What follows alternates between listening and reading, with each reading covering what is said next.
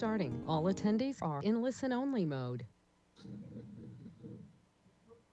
All right, I'm going to call to order the Architectural Board of Review for February 8th of 2021. And we'll start with our roll call, please. Thank you. This is Mary. I'll go ahead and take the roll call. We have Chair Moore. Here. Vice Chair Six. Here. Board Member Anderson. Here. Board Member Black. Here. Board Member Olson. Here. Board Member Watkins. Here. And Board Member Whalen. Here. All right, we have a quorum. Thank you. Great. And moving on to general business, starting with public comments. Any member of the public may address the board for up to 2 minutes on any subject within our jurisdiction that is not scheduled on the agenda, on today's agenda. So we'll open public comment. Do we have anybody out there would like to address the board? You can follow the instructions on the screen. Thank you, Chair Moore. At this time, I don't see anybody has raised their hand on the GoToWebinar control panel for any general public comment. And this is Mary. I wanted to state that we did receive general written correspondence for an item on the last full board agenda, and it was distributed to the board before this meeting. Thank you. All right, thank you. Then with that, we will close public comment and move on to approval of the minutes from January 25th.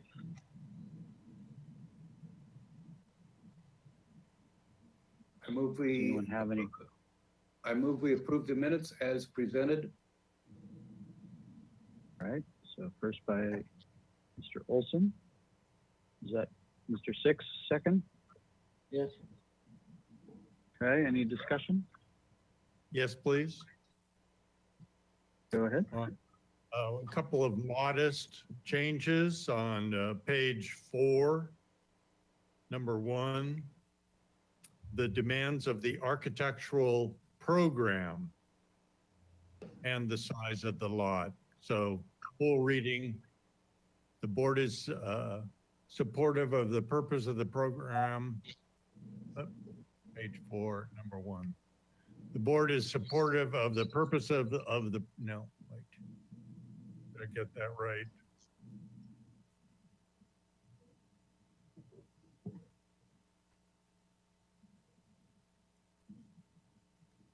I apologize, I'm confused here. No problem. Oh, here it is. Sympathizes with the demands of the architectural program and the size of the project. I think that's a little more specific. Yep. And then page 5, number 6.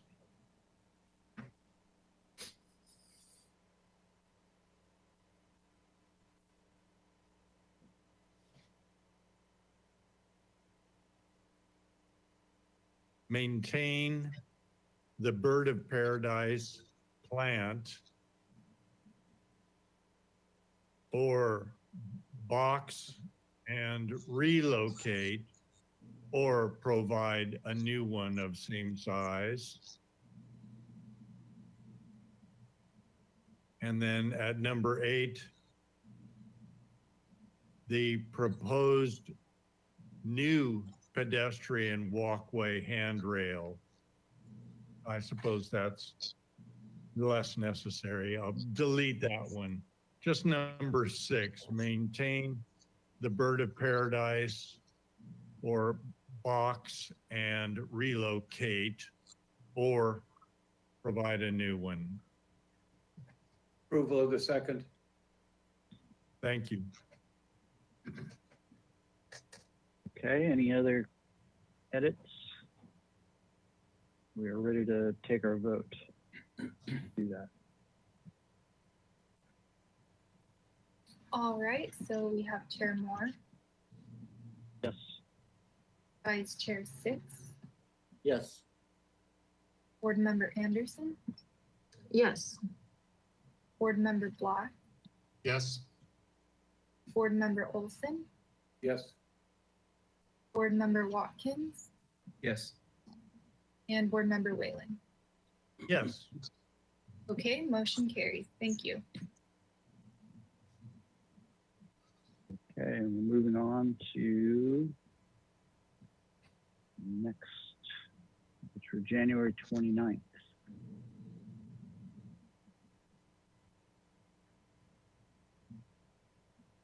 Move we approve the minutes as presented. Okay. I'll Second. second that. I beat you to it, Richard. Any discussion?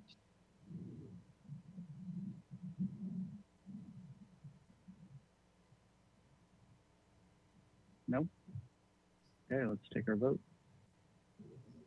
All right, so we have Chair Moore, Yes. Vice Chair Six, Yes.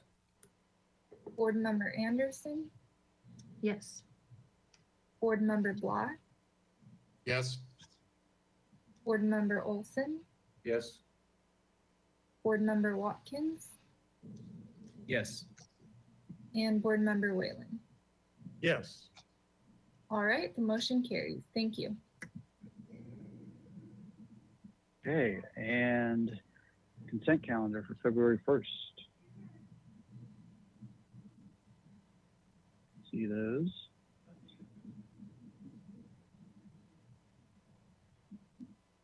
Good afternoon, board members. The consent calendar met on February 1st, 2021, and 1109 San Pasqual Street received continued indefinitely with comments. 217 South Voluntario Street received project design approval and final approval with comments.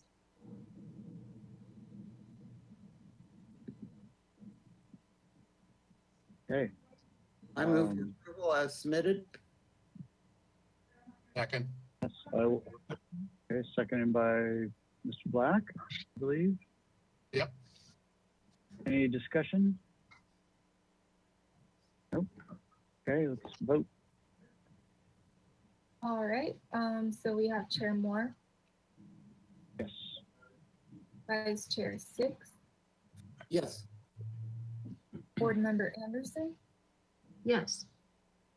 Board Member Black, Yes. Board Member Olson, Yes. Board Member Watkins, Yes. and Board Member Whalen. Yes. All right, motion carries. Thank you. Thank you very much. Now we can move on to any announcements, requests by applicants, etc. Thank you, Chair Moore and board members. I just wanted to make the announcement about the special meeting on Friday, Friday, February 12th at 1 o'clock for the review of the police station building. Thank you. Okay. That's all the announcements. Will any subcommittee reports? Chair Moore, Yes, go ahead, Mr. Watkins. I guess as a member of the board, can I make an announcement right now? Yes.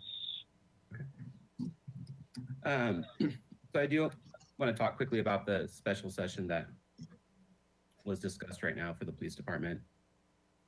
And I'm very conflicted by the fact this meeting is happening. The city brought this upon us as the board to tell us that this meeting was happening. I have the issue that there wasn't any public comment about it or consideration, or that the board was even allowed to make a motion for consideration on its own. And I think it doesn't sit well with me because it creates an unequal playing field. And it creates a precedence, I think, that allows certain firms, like the ones designing the project, to make these requests and get that granted. When a number of other firms and towns or AUD developers or homeowners or small business owners don't get that same opportunity. And so that I don't think I like that, being a part of that, personally. But I'm struggling with that because the police department, the community deserves this building. The police department, the men and women that serve there deserve it, because that facility's been, horrible shape for them for years. It's not a secret. So it's all a good project and it's great. And I think the fact that Mr. Cornell is designing this project is a huge benefit for the city. It's going to look great. I think it has a lot of merits to it, but there's still challenges that need to get fleshed out. So the project, for what it stands for, I think is important. And I think like everyone, I think it's going to be a great thing to admire and be proud of, that it's, our city is doing this right now. But I think the process that it's going about is what's hard for me. Working in the community and knowing that being a part of projects where business owners have to sit for months and months on end to get through a design review process or even on a hearing because of even little things like signatures, owners or phone numbers, things like that, to hold up the process. And I think the ones who have practiced it know that that happens in the city here. You spend so much time in navigating this to get on a board hearing, and then to sit through that and have to endure either clients or be a client yourself, or a developer or homeowner, and pay out of your own pocket, like friends and clients have done on State Street for months on end while they have an empty building because they can't get through this part. And so to see somebody be able to pop in and make that request and then get it granted, I don't think it should be rewarded that certain people can have that influence. It doesn't sit well with me unless that opportunity gets open for everybody, and that there's actually a process, a separate process where applicants can somehow navigate a fast track. The Accelerate program with State Street is a joke. Everyone knows that doesn't work. That's not a fast track option. People have to navigate these design review board processes first, as they should. But it doesn't sit well with me that that could be granted for one applicant team and not anyone else. And so I can't be a part of that. I don't want to be a part of that. I've really enjoyed serving on the board. I think I've gained a lot of insight, and I've loved hearing what other members on the board see and appreciate, and what the community actually steps up for. And I hope along the way I've offered, productive feedback along the process. I've enjoyed it. But I think I'm going to resign because I don't want to be a part of a process like this, unfortunately. It doesn't sit well with me. It's nothing against the other board members. But I don't want to facilitate something where it creates an unequal playing field for some people and not others. So as hard as that is, I will offer my resignation right now. But I do wish you guys all the best of luck. Chair Moore, I've really appreciated serving underneath you in the chair. I think you've done a really good job with really difficult projects along the way, and done so with a lot of fairness. And I respect that, and I respect all you guys on the board, and I love that too. So I wish you guys all the best. I just won't be a part of that process moving forward. So thank you.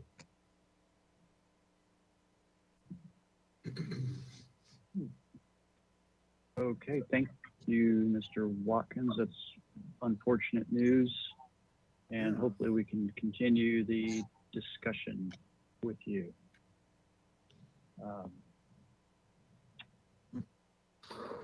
Okay, any other announcements? If not, move to subcommittee reports. Mr. Chair, there's Yes, two. go ahead. One subcommittee is the Highway 101 committee, and it's moving along down the road or down the highway, so to speak. And we're, taking every 2 weeks, we're taking new items and so forth. And I think we have good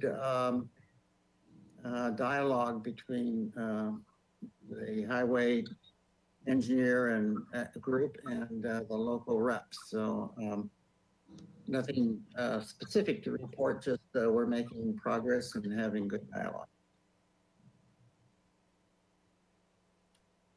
And then you want to report, Mr. Chair, you want to report on the FAR committee? Sure. We've met several times, including today, and the city staff walked us through their public outreach approach and a website that they have put together to gather public input, which at first glance looks well done and hopefully will facilitate a lot of input about building size and locations within the city. And we should be looking to see some form of outreach, I believe in They in a said few weeks. February 10th or 9th or 10th, was it? Okay, so very soon. Yeah, that's right. They're trying to wrap up the website this week and make it operable. So we should be hearing something about it next week. So any member of the public out there should be able to log onto that and use it and have some input in this process.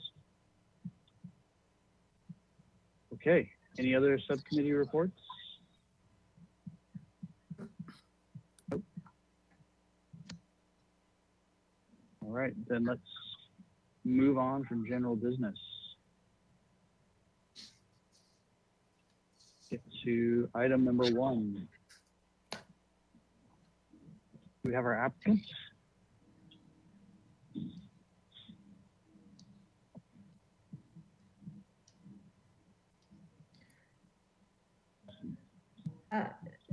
Pardon the interruption. Yes, Chair Moore, our applicants are here. Ready? I think they are ready. Actually, I think we're a little bit discombobulated here. I think the description, and then I was going to introduce our internal planner, Mr. Tony Bauman, for a brief introduction of why the project is here. Yes, I was just making sure we had our applicant available before we jumped in to item number 1, which is 2407 Bass Street. This is concept review.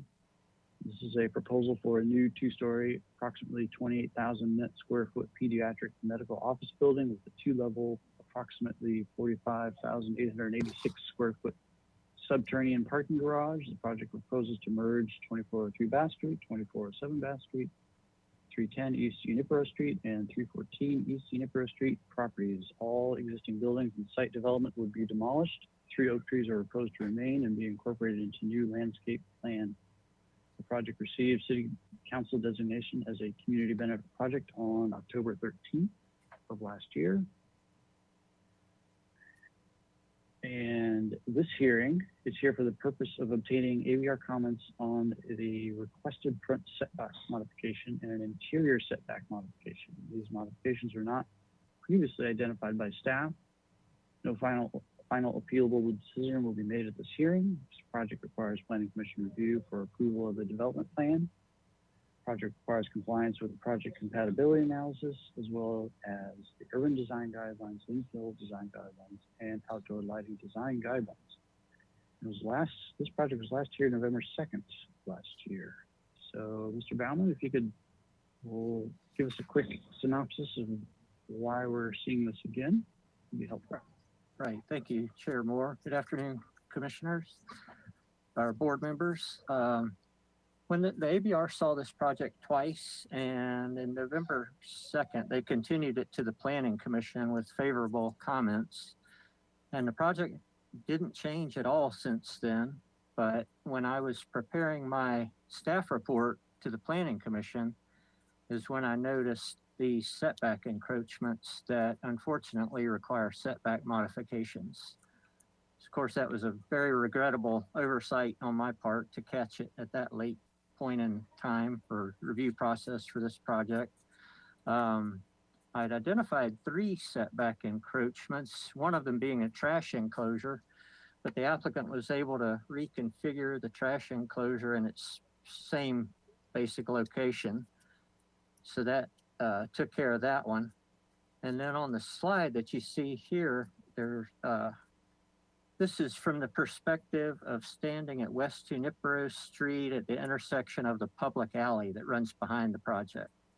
So this is looking at that corner of the project. And you can, so West Junipero Street has a front setback, 10-foot front setback. The alley is an interior setback, not a front setback, and it requires a 6-foot setback. So I just quickly, while we're at it, I'll just go ahead and explain. So could we see the next slide, please? So here we see the site plan, and circled, we're looking at this requested front setback modification of that exterior stair. Next slide, please. So the zoning ordinance, there's a 10-foot required front setback in the medical office zone, and that's indicated by the blue line. That corner of the building is a stair tower element that goes all the way down through the parking garage, and it's set back about 11 feet, but that exiting door requires a 5-foot landing, so that puts a little bit of the stair into the front setback. The zoning ordinance allows an encroachment to meet of minimum size to meet building code, but unfortunately that allowed encroachment is limited to 3 feet, which would be okay for a residential landing, but not for the landing for this building. So you can see that area of encroachment. The applicant did redesign this element a little bit and reduce the height of the wall and just kind of reduce some of the mass, the apparent mass that was in the setback. But as you can see probably better on the rendering or some of the other plans, that raised planter adjacent to the stair goes all the way out to the property line. It's allowed to encroach because it's a wall and a raised planter no taller than 42 inches. So I think that describes that one. So next slide, please. Okay, so the interior setback is kind of a similar situation. This is for the accessible ramp that accesses the rear door of the building. Next slide, please. Here we see again the property line in red and the required setback shown by that blue line. And it's similar in that the ramp has to be 5 feet wide, the landings have to be 5 feet, and the way the site is configured, it has to make that sort of hairpin or switchback turn. So that puts this out into the setback. Again, the ordinance in this case allows an encroachment for outside steps and landings, but not explicitly ramps. So this would probably be a different situation if it was steps, but a modification is required for the ramp. So that's what's going on. The applicant can feel free to add on to this. So the ABR should, it's not the role of the ABR to weigh and consider the findings to approve the modification, but we're requesting the ABR to comment on these encroachments in terms of consistency with design guidelines and compatibility with the neighborhood, compatibility with the architecture of the building, that sort of thing. I think that's it for now. I'm here for questions if anyone has questions.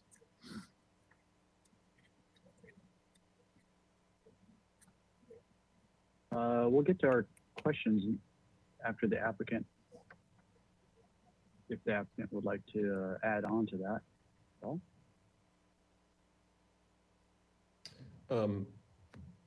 Chair Moore, members of the commission, Tony's done a really good job explaining what these mods are, and I think he was a little hard on himself as far as not catching them. Frankly, it should have been our responsibility to them. As he mentioned, we were able to move the trash enclosure out of the setback.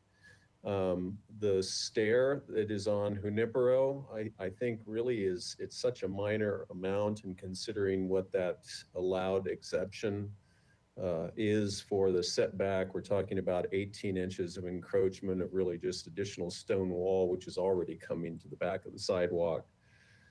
So you can see that pretty clearly here. As Tony mentioned, we opted to remove the solid guardrail for that wall and just use wrought iron similar to the ramp that is along the alley. As far as the ramp, I don't really understand why the exception wouldn't apply for a ramp as it does for a stair, but nevertheless, it's a pretty minor encroachment, is actually within the 3 foot allowed for that stair encroachment. If we could go to my slides, Mr. Bolton, just real quick. I do have one slide that sort of explains it. Let's go down 6 slides, I think, if that's possible. There. So this shows what is allowed as far as an encroachment that's in the ordinance. So you can see that an enclosed landing and steps can encroach up to 3 feet into a setback. So in the case of this ramp, we're encroaching 2 foot 2 inches. So we actually, I believe, meet the intent of that, but staff feels that they can't make that exception, which I understand. So these are pretty minor elements that I don't think changes the design. If we go back a couple of slides, Mr. Bolton.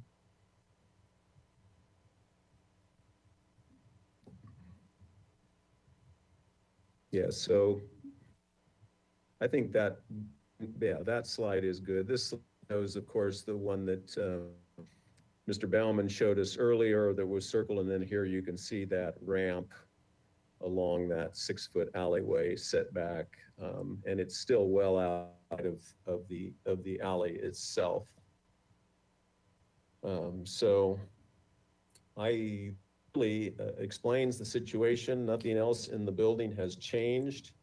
I should mention while we're looking at this, we could have theoretically pushed the entry door of that serves that ramp back a couple of feet and created a cantilever at that entrance, but it really felt odd, and we're going to save as much square footage as possible. So we feel the mod in this case is an appropriate way to go. So hopefully you will all agree.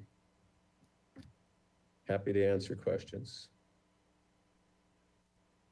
Okay, with that, we need to open public comment. If there's any member of the public that would like to address the board regarding this specific project, you can follow the instructions on screen and raise your hand. Thank you, Chair Moore. At this time, I do see members of the public logged into the GoToWebinar. Just going to give them a moment to see if anybody wants to raise their hand on this item. I do not see any member of the public that has logged in for this item. Mary, have we received any written comments on this item? Thank you, Chair Moore and Christina. We did not receive any written correspondence for this item. Thanks. Okay, then we will close public comment and go to questions. Does anyone have questions for the applicant?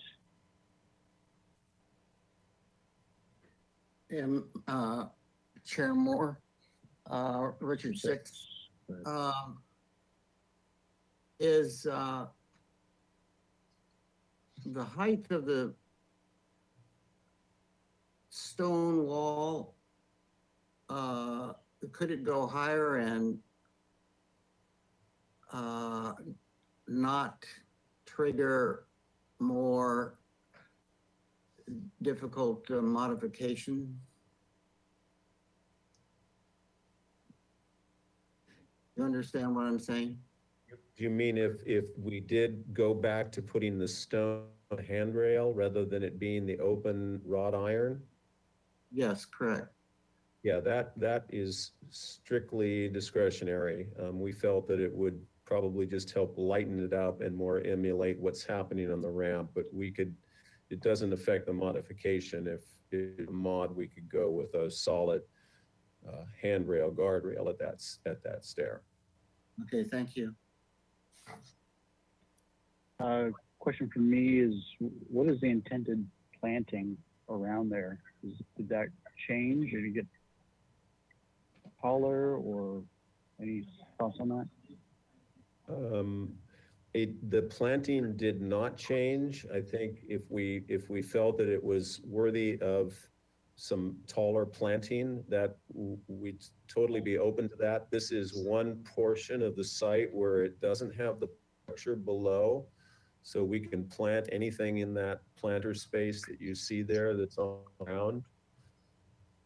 We open to that when we refine the landscaping with the board. Okay, thank you. Any other questions from board members? Okay, then let's move on to comments. Who'd like to go first?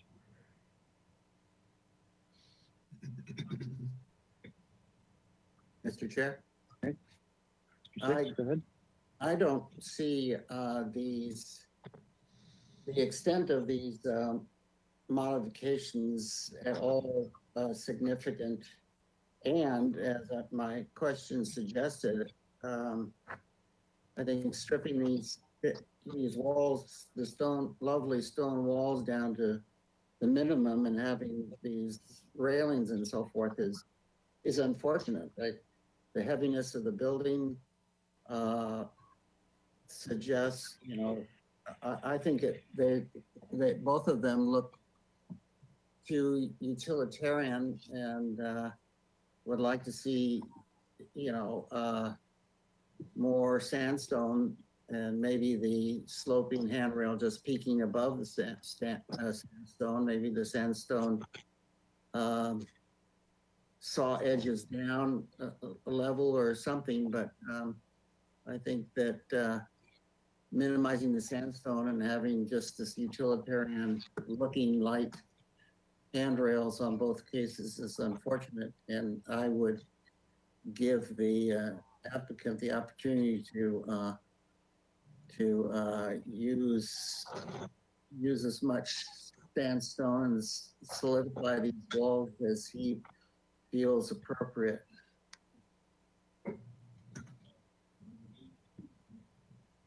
Okay, I would agree. I think there's, with a building like this, there's nothing wrong with having the barrier or the guardrail function really be a nice sandstone wall, and then have a wall-mounted handrail that's tucked away, so it's not an obvious thing. So I would leave that up to the applicant if they want to go that way, but I don't see any issue with these modifications as proposed.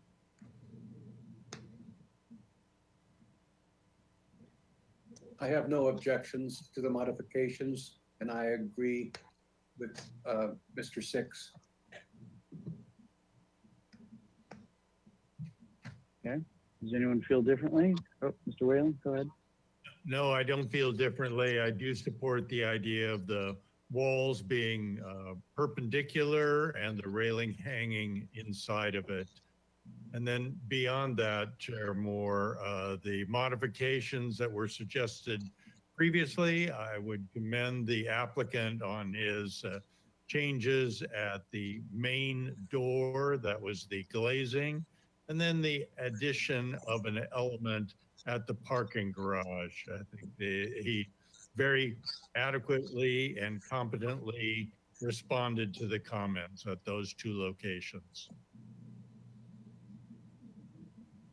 Okay, I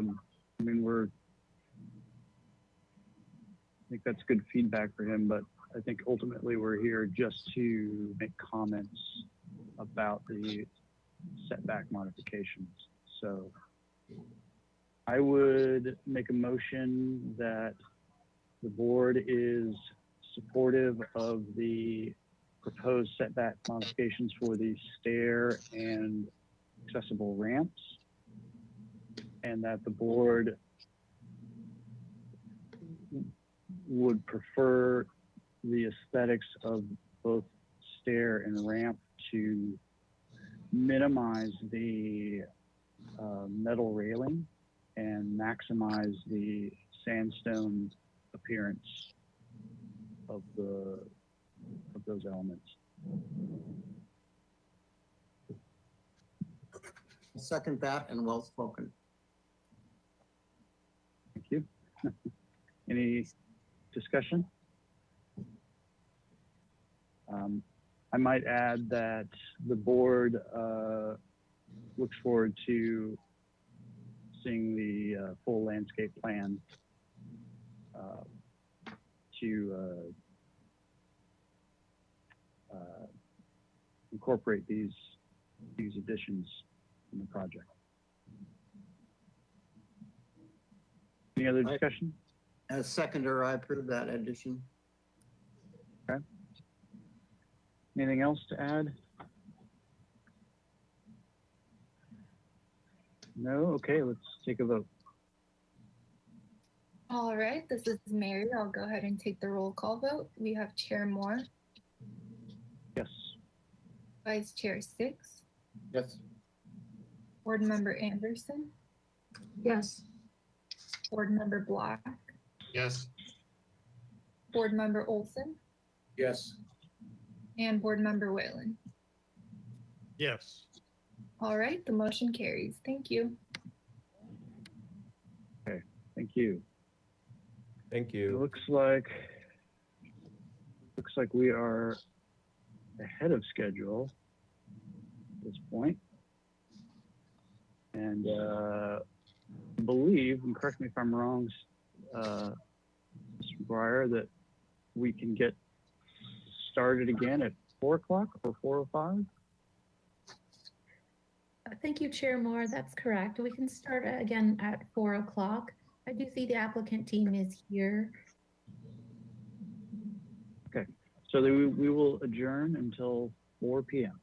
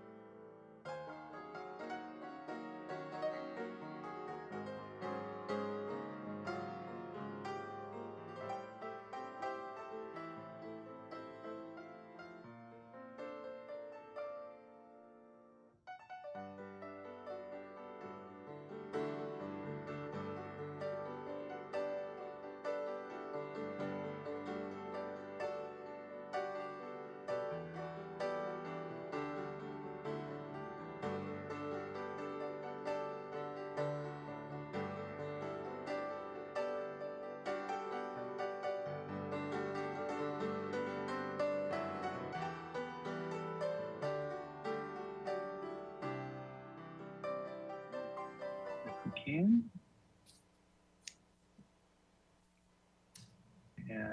move on to item number 2, which is 701 and 711 North Milpa Street. Concept review.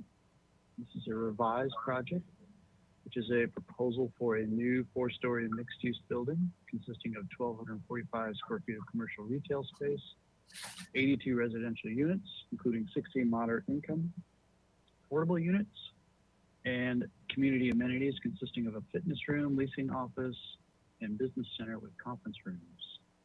The project includes 104 residential parking spaces, including 22 spaces created by mechanical parking lifts and 6 commercial parking spaces. No final appealable decision will be made at this hearing. This project requires approval of a development agreement by the Planning Commission and City Council, height exemption and setback modification by the Planning Commission, and project design and final approvals by ABR. The project requires compliance with the project compatibility analysis, the urban design guidelines, Haley Milpas design manual, and outdoor lighting design guidelines. This project was last reviewed November 19th of 2018. Okay, is there a planner introduction or staff introduction for this?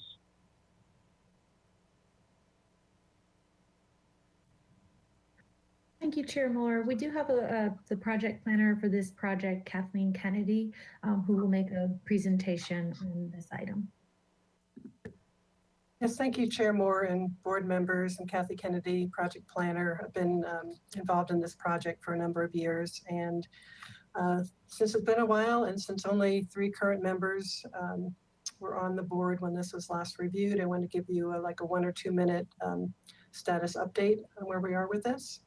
So the last ABR hearing was back in November 19th, 2018. At that time, the applicant was requesting final approval, and the motion was to deny the project, deny the final approval, and with some comments. That was an action taken 3 votes to 2. So it was denied. Subsequently, the applicant did file an appeal, and it went to council on March 26th, 2019. At that time, the council did upheld the appeal by the applicant, so they granted final approval of the plans that were reviewed at that hearing. So that was back in 2019. More recently, June 2020, council members A. Gutierrez and Friedman put this project on a council agenda. They had been approached by the new ownership of the project with the revised design, and they wanted to change the project to more Spanish Mediterranean style, increase the height a little bit, add some more units, and include some affordable units. So the council members asked council to direct staff to work with the applicant to prepare a development agreement for the revised project, and stating that they thought that this new revised project addressed a lot of the concerns that the community had at that time. So then in August 18th, 2020, City Council had a hearing to review a proposed term sheet. And this term sheet was to guide the negotiations for the development agreement. The term sheet included a number of items related to the project description. It also stated that the deliberations by both the ABR and Planning Commission in the future would be consistent with this development agreement. And then they provided a list of steps. So I wanted to go over those steps with you to see where this ABR concept review falls within that. So the term sheet would be reviewed and approved by council, which was done. So that was done in August. The owner would submit a development agreement to the city for review. So they did that. And it's my understanding that you all received a copy of that draft proposed development agreement. And that is currently under review by staff and city attorney's office. Wanted to let you know that it is draft prepared by the applicant, and there are a few typos in there. I noticed there is some reference to a hotel. So that was, didn't want to worry you about that. That is related to another project. I think it was more of a cut and paste issue. So the development agreement is under review. We'll be reviewing that more carefully in the near future. Right now, this is a concept review by ABR to look at the revised project. And then after today, the project would go to the, the development agreement itself would go to the Planning Commission. They would review it, make a recommendation to council. Council then would review it and approve the development agreement. After that, they would go back to the Planning Commission to look at the height exception, the setback modification, and the overall project. And then after that, we come back to ABR. So this project does require, again, project design approval and final approvals by your board. So today, again, it's concept review of the project. We would like comments on the height exception, the setback modification, and the project compatibility criteria as well. And that concludes my update. Hopefully that kind of gives you a good idea where this project is currently. Thank you. And I'll be Thank you. available for questions. Thanks. Great. I've actually got a few for you. Okay. So how does this project fit in with the maximum number of reviews per Senate Bill? I don't know what number it is. First of all, start with that. Well, that's a good question. With the way it's laid out in the term sheet is that you have one concept review now, and then come back for the project design and final approvals in the future. I actually don't have a good answer for you on that in terms of the number. I can check into that for you though, for sure, for the future. Okay. And then secondly,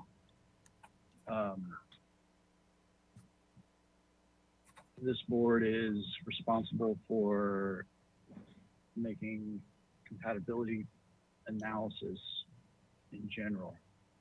And the development agreement has a set number of units, obviously, and other amenities within the building that impact its mass, bulk, and scale. So to what degree of flexibility does the board have in making comments that might impact size of units, size of amenities, those sorts of things? Today, since you don't have a approved development agreement, I'd like you to give comments on your overall comments on the project. When this project comes back though, it does need to be consistent with the development agreement. So you wouldn't be able to make any changes that have been set by that development agreement in terms of number of units, height, things like that. So it does provide some assurances to the applicant, but both the city, about a number of items. Does anyone else have questions before we move in to this? Yeah, Chair Moore. Go ahead. Go ahead. Unfortunately, I was not aware and have not read the distribution of this tentative agreement. And does the agreement limit, as I understand from Mr. Moore's question and answer, that we cannot deliberate on the number of units and so forth, but are there any further limitations on our review, such as footprint and site planning? I would say you can make comments that you normally do in a project, but we are, like I said, we are working through the development agreement to come to an agreement about the height, number of units, number of affordable units. So I would look at the design issues that you typically look at. I want to bring up the setback modification. There was a previously approved modification along Ortega Street there for the parking. So that's part of this project as well. That was approved on the previous project. We'd like comments on that as well. But you still have a lot of discretion on the design and the style and those types of things that you normally look at. And specifically the footprint? I think if you have comments that are concerning or something about that, I think it's good to have it in the record. If you have comments about the footprint, if you feel like there are design concerns about that. Thank you. Yeah, anybody else before we jump in? No?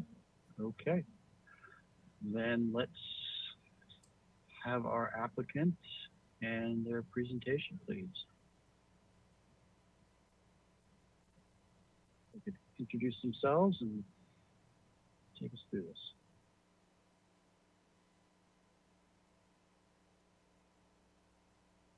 Hi, Jarrett Gorin from Vanguard Planning, and I'm the land use planner working on this. Detlev Pikert, principal with RRM Design Group and the architect. And Elijah Pierce from RRM Design Group, the project architect on this project. And I'm Tony Tomasello, land use planner with RRM. So I'll start off with just some really basic background. And Mr. Bolton, if you could put up, we've got a plan sheet which shows the previously approved Milpas elevation and then also our this proposed elevation. I think, yeah, that one right there. I think that's and if you could just blow up those two pictures there, great. So everybody on the board's familiar with this project and its long history and the previous, well, the bottom proposal, which is currently approved. And there was a ownership change and the new ownership group was looking at everything here, and they're all locals to Santa Barbara area, and they were all concerned about the feedback that we were getting consistently about the modern architecture for this project, and they began to look at changing it into a Spanish style project. So they adapted the elevations to a Spanish style and looking at some other changes to the project, added in some affordable units. We've got 16 moderate income affordable units now, which qualifies us under state density bonus law. It allows the project to ask for some, the state calls them concessions on design. And so there are some concessions that we're seeking as part of this project, including going a couple feet over the height limit with some of the architectural projections. This development agreement sort of, it's not a thing you see a whole lot. I think Kathy described most of the details of it. I'd point out that this hotel thing, it's actually not a typo. It says in the development agreement that it's modeled on the development agreement that the city approved for a waterfront hotel, that's an approved development agreement the city did, and this one is basically the same thing. So that's legalese, but I just want to make sure that people understand that it's intended to be modeled after a document the city's already approved before, and that's why there's references to a hotel in there. In terms of your discretion today, I think Kathy covered it pretty well. The city council in August approved a term sheet. So normally with a development agreement, you go through, you draft up this massive legal document, then it goes to planning commission and through ABR and everything else. And then finally it gets to the city council and then they accept it or deny it. And what we did in this case is a little bit different than that. Up front, before we even started on this whole thing, the city council agreed to terms of an agreement with us. So the basic parameters of this project, like the height, the number of units, the site plan, the amount of open space, parking spaces, et cetera, those are all terms in the term sheet that the city council approved back on August 18th of last year. So we're really looking for direction on this project and comments on the architecture, the style and details and things. We're wholesale changes like, changes to the footprint, which are going to affect the number of units and things in this project, which inevitably that would. Those really are sort of outside of what we're looking at here because we do have that term sheet. So what we're really, and then the other real purpose of this hearing is to get an opportunity for public input on the project. The council was really concerned that, just doing a development agreement was going to cut out public participation. And so to address that, we all agreed that we would bring this project before ABR for a concept review as part of the development agreement process, which normally would not be part of that. So that's another major purpose of this hearing here today. And so with that, I'm going to turn it over to the architecture team to go through the details on the project. Great. Thank you, Jarrett. So we just wanted to quickly pause on this sheet to talk about some of the major changes that we've had. So as you can see, there's a fair amount of the massing has stayed fairly similar, that we're using the same modulation we were looking at last time to try to break up the facade of the building along Milpas Street.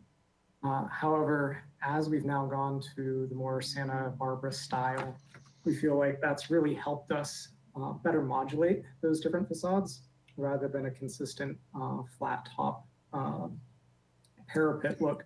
We've been able to play with different roofing styles and elements that provide greater variety and more detail. So something that we received a fair amount of comments on in the previous design.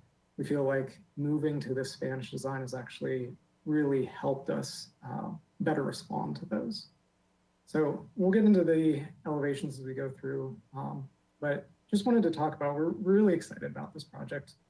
Getting a second go at it, we think it's become better than it was before. So we're very proud we're able to add 16 affordable housing units into this project. Jared mentioned these are target for moderate income. So, when the ownership first put this together, they had in mind teachers and police officers.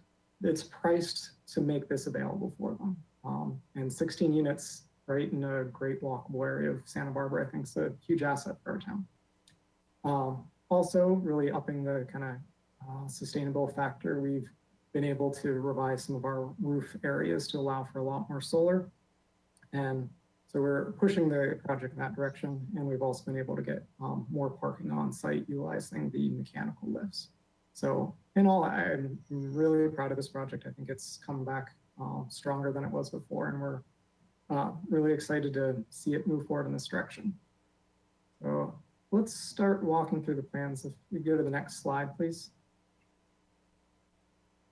So this is just the demolished areas.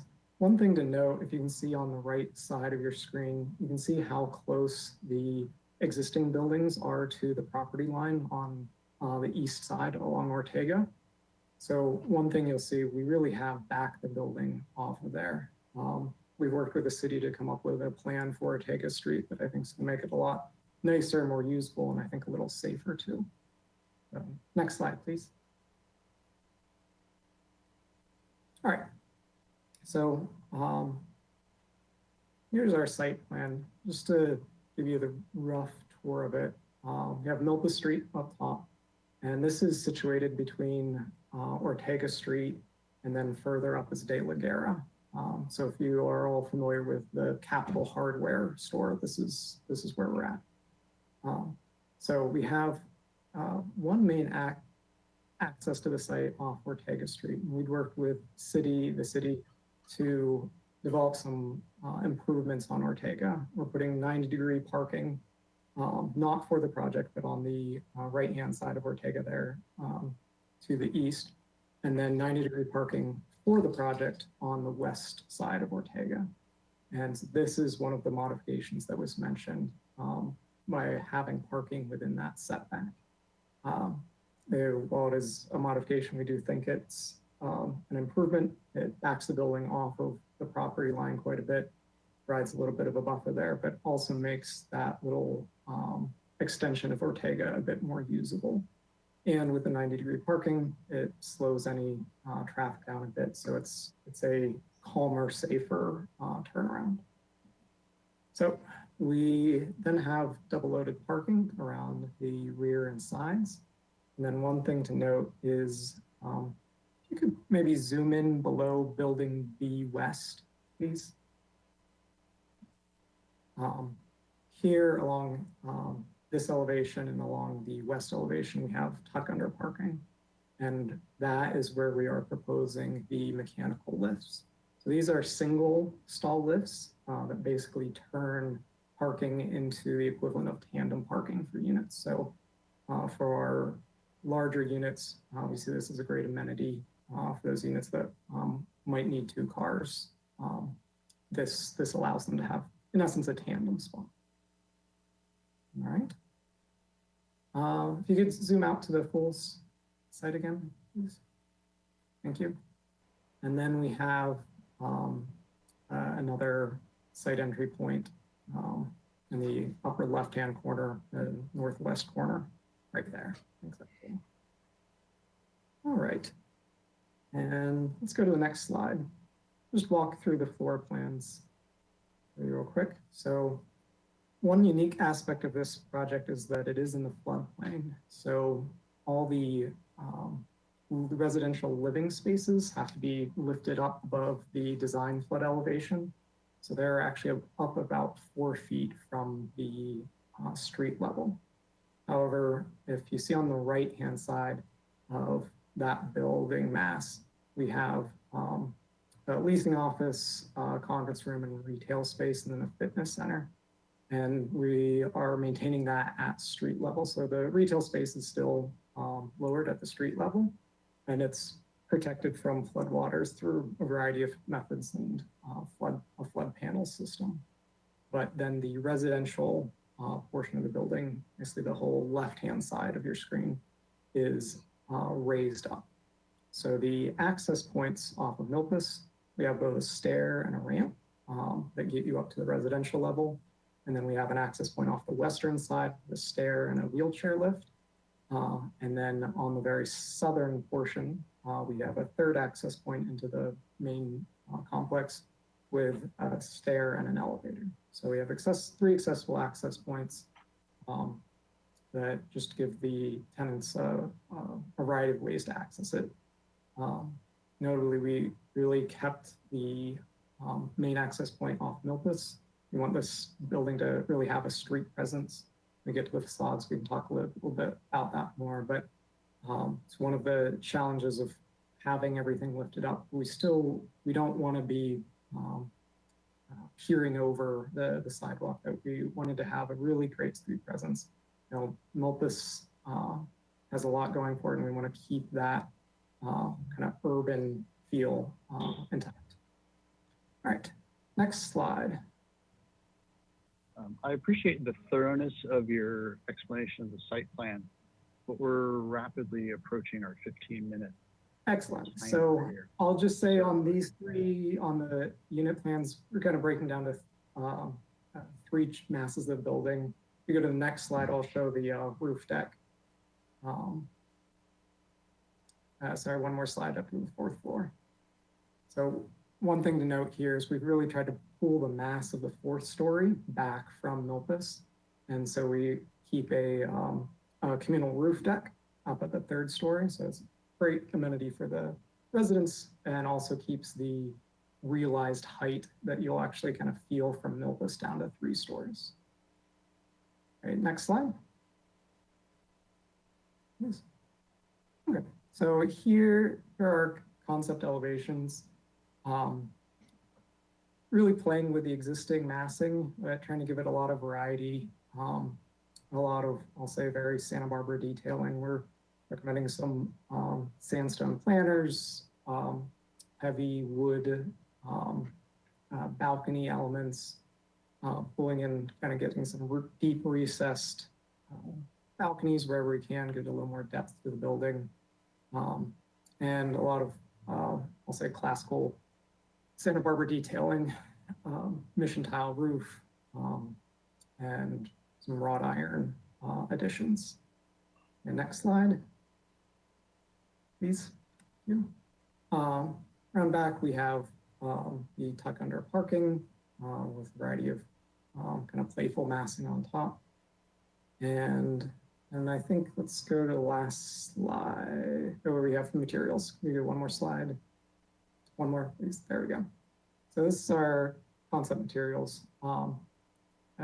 is proposing Santa Barbara finish on the stucco, a couple different color breakdowns, a Eldorado stone for the planter elements that we're proposing in sandstone, some kind of key use of decorative tile below windows, particularly on the Milpas Street frontage.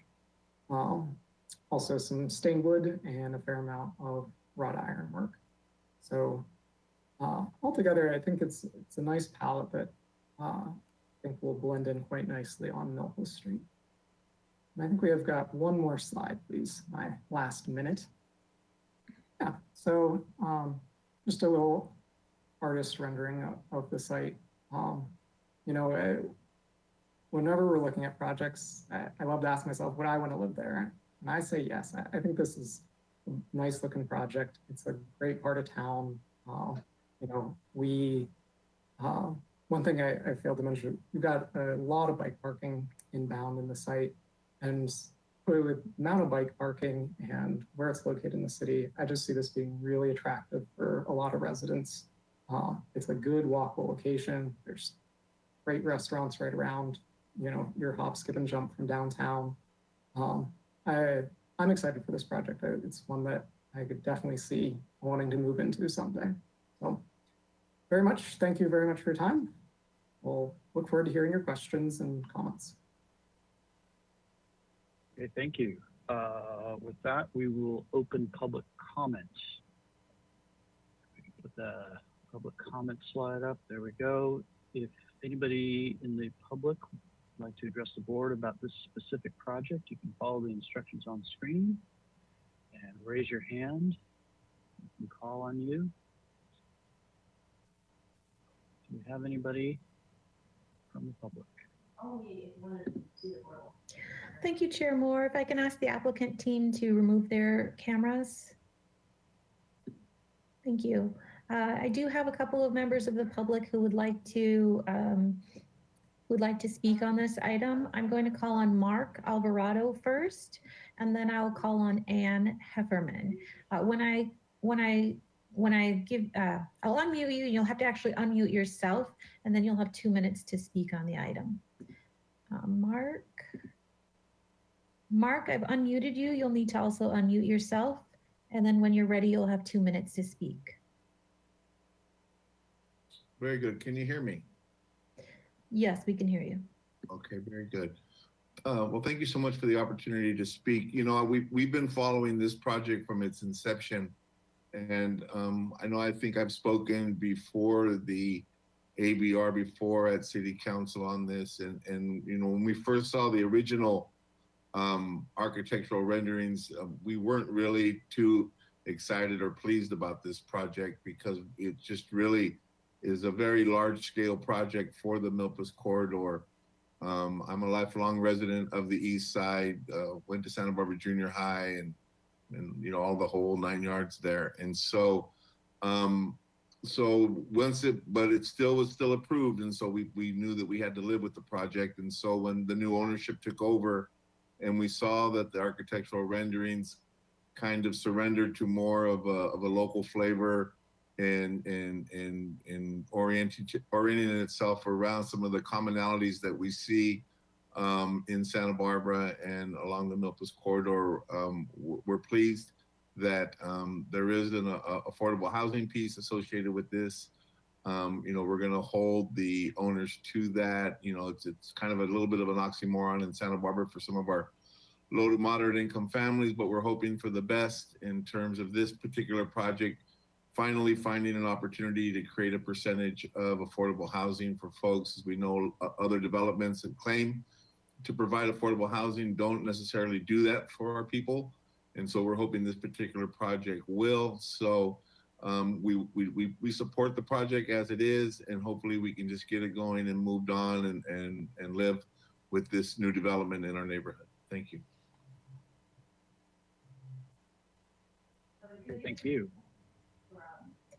Thank you, Chair Moore. At this time, I see Ann Hefferman has raised their hand to speak on this item.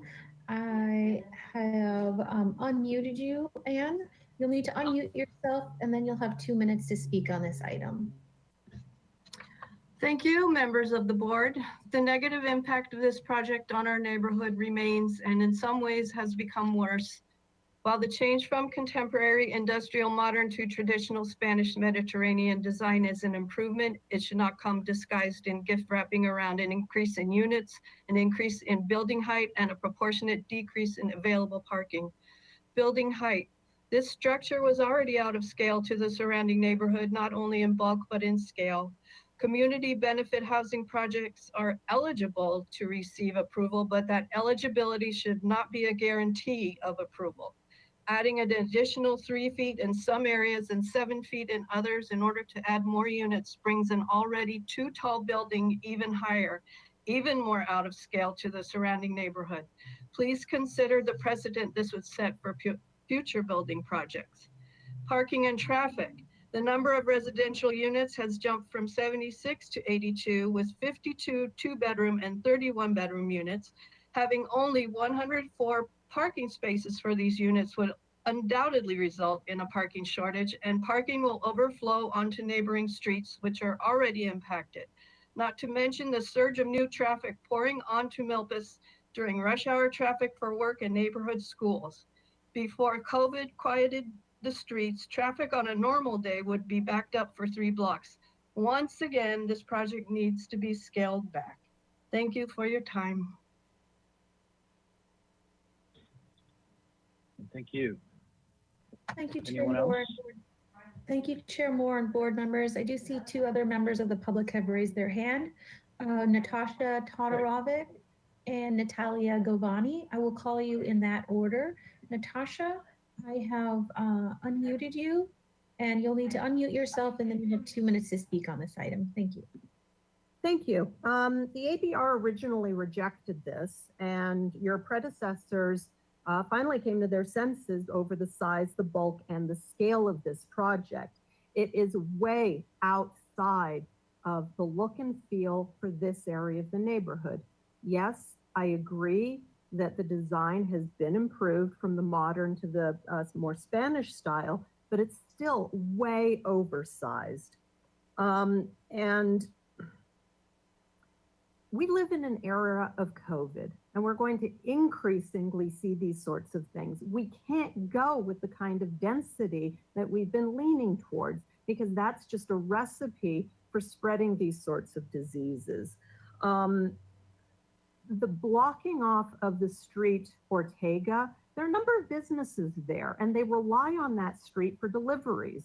The street Ortega itself has been given away to this developer, and there's an ordinance. You can't just give away city streets. You can't give away the city streets. City council can't give away city streets, but it's like everyone seems to be ignoring that we're giving away an entire city street. The original PRT, when they reviewed this particular project, was done well, it was done properly, all of the problems were raised, and because it was fast-tracked, way too many things have fallen through the cracks. We can't let a mistake continue. We need to stop this. We need to stop looking the other way. We need to stop holding our noses, and we need to evaluate whether or not this is going to be proper in terms of the design in this area of the city. And it is not. It needs to come down. It needs to be smaller. It needs to be layered. Thank you very much. Thank you. Our next speaker. Thank you, Chair Moore. The next speaker is Natalia Govoni. Natalia, I've sent you an unmute request. You may unmute yourself, and you have 2 minutes to speak on this item.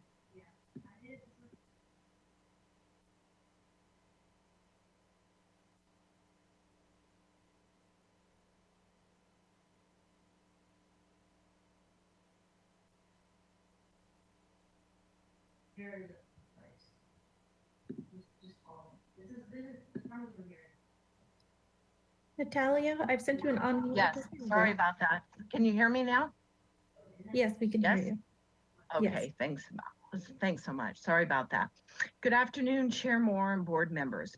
While I do appreciate the developer's attempt to redesign this project from a Legoland architectural style to a more Spanish Mediterranean style, they still are missing the mark. I would suggest that they press the restart button and go back to the drawing board, because all they have really done here is create a botched facelift, attach their project improvement seal to it. As it clearly demonstrates in these drawings, this design has not been reworked in a substantive manner in the areas of the fenestration, the massing, and the proportions. In fact, the vertical to horizontal proportion elements have become worse. In addition, adding 2 chimneys to the wall plane of the Milpas elevation makes the building look even taller. Furthermore, the addition of these corbels at the bottom of these chimneys should have been done to make them look reasonably okay. Moreover, adding the pastiche to the tower and flanking the Mission Revival Arch really look out of place for Milpas Street.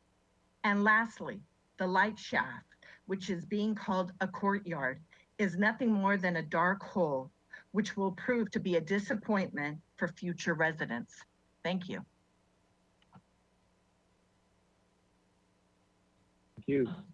Do we have anyone else?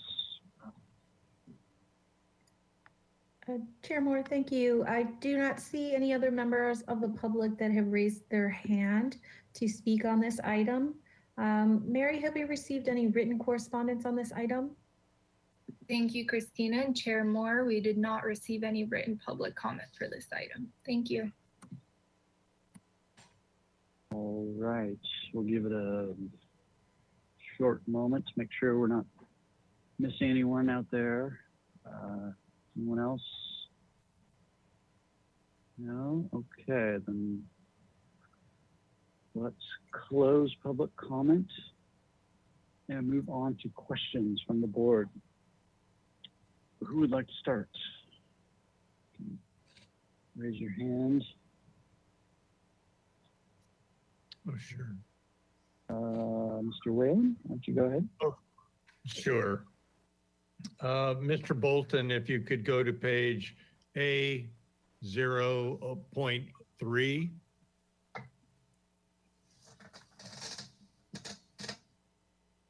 And an easy clarification,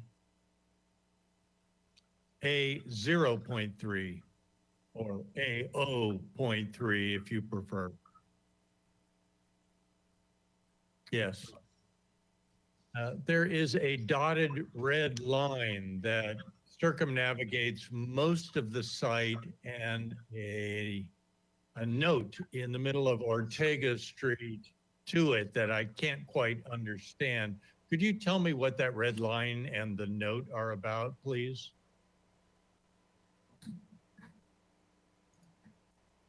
Certainly. So the red line is outlining the 5-foot variable setback circumnavigating the site.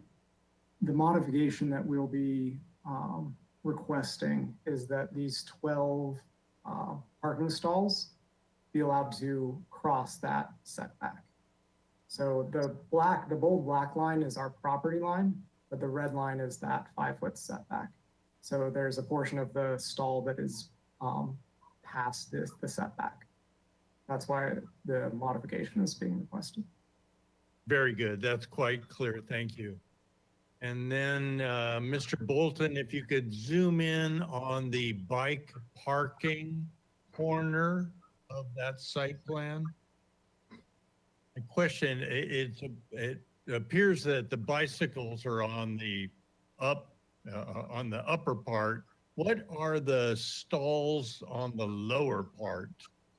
So we're actually proposing 2 different types of bicycle racks. So on the upper portion, it's a dual height horizontal racking system called a Darrow Decker.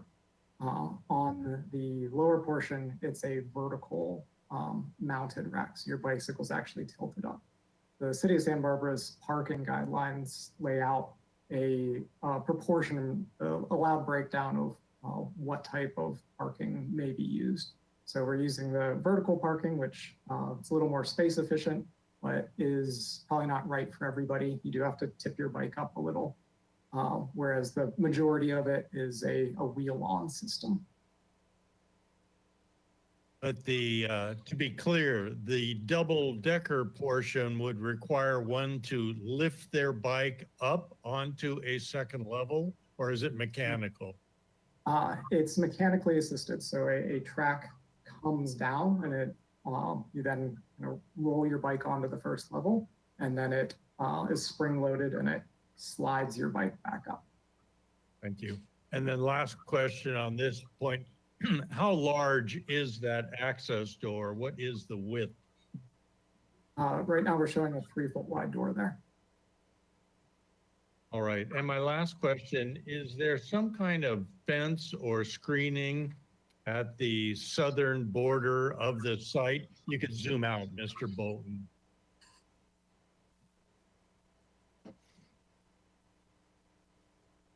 To quickly answer, yes.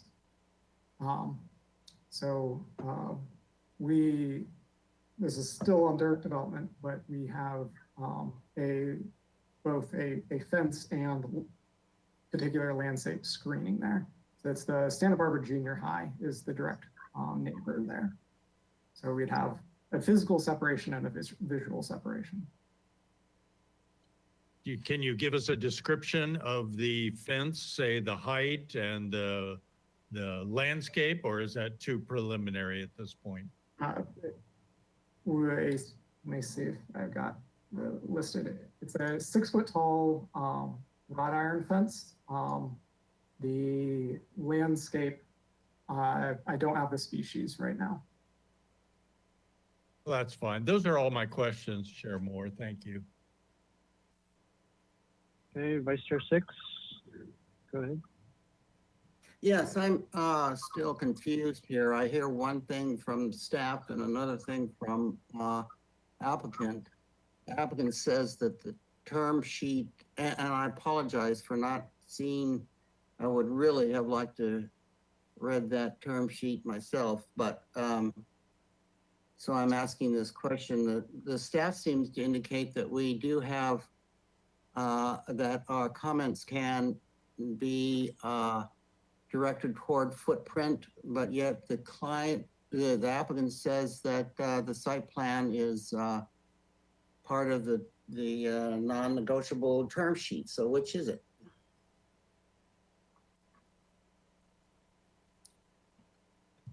Is that directed at planning staff? Well, Chair Moore? I would like to hear from planning staff or city staff. Great. Chair Moore, this is and board member Six. This is Assistant City Attorney Tava Ostringer. We do have a term sheet that the council agreed upon, and it does have a certain number of initial terms with regards to units that the council has tentatively agreed on. We would ask that you keep that in mind when reviewing this, including general height requirements. However, nothing is set in stone. We would like to have your comments and hear your comments, but with the understanding a term sheet is in place, but the development agreement with those terms has not yet been adopted. So please comment on the project. Okay, thank you. Then a question to the applicant. If we look at the front elevation, whether in one of the sheets that has the front elevation, I can't remember. Page 10 of the PDF. Oh, great. Yeah, this is good.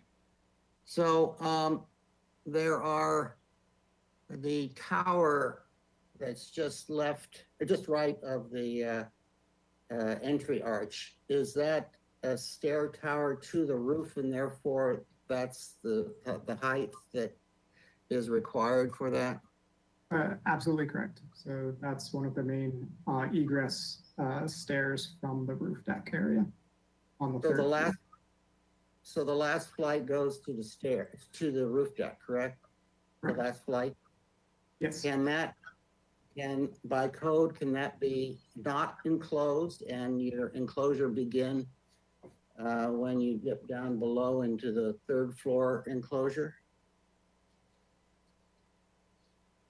A good question. So that stair tower has to be a rated enclosure, but could we get into it at a non-rated point? So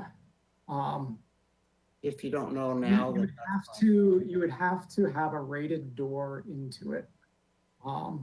So not necessarily the whole portion would be enclosed, but you'd at least have to have a pop-up that has a rated door into it. So it could not be all open now. And then I noticed that about 4, at least maybe 5 of these front elevation where there's balconies for the units, even the third floor balcony is covered with architecture. Can those third floor balconies be uncovered and the architecture brought down to the railing heights of the third floor?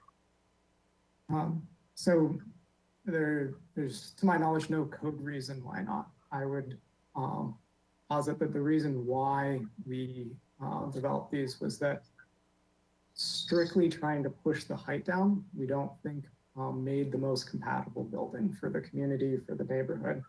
We are trying to have good architecture, and if we bring everything and flatten it out, we didn't like that look. So there's definitely some areas where we could lower, but the reason why we chose to go up a few more feet here or there was for the variety. But very open to that comment. To your point, no, there's no code reason why that couldn't come down. Okay, then can we go to the site plan 0.03?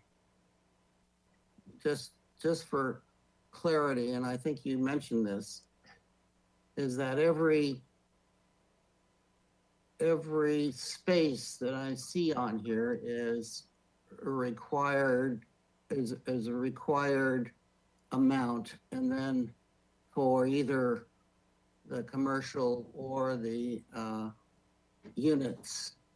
But you say that you have scissor lifts or tandem parking for additional spaces. Is that correct? Correct. So the required parking is met without the mechanical lifts. However, to kind of provide more buffer for additional parking, we are also providing the lifts. But those would be solely at the discretion of, what I'm trying to say, you couldn't introduce more scissor lifts beyond this because then it would begin to interfere with ownership. We try to keep this inside the building so that you don't get a kind of exposed mechanical feature. Technically, we could do additional lifts outside of it. However, we thought kind of, I'll say shielding those with the building produced the best aesthetic appeal of the lifts. Let me ask it this way. The nature of accessing these scissored lifts wouldn't have the opportunity that 2 different keys could use one scissor lift. Now, the type that we are proposing is for a single user. So these would be assigned to a particular unit. Thank you. Thank you. I think those are my questions. Typically, they'd be assigned to a 2-bedroom unit so that a single occupant family or whatever would have access to those. Yeah, that makes sense. Thank you. Okay, who's next? Mr. Olson. Yes, my question is not specific at the moment, but could we have another look at the 3 elevations other than the Milpas Street elevation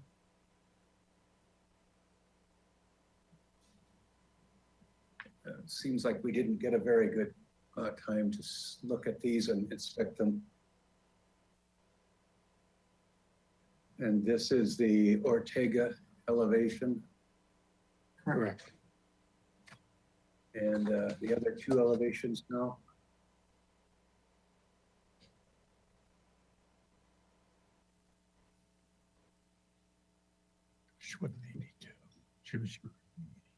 All right, thank you. And now could we go back to the Milpas elevation?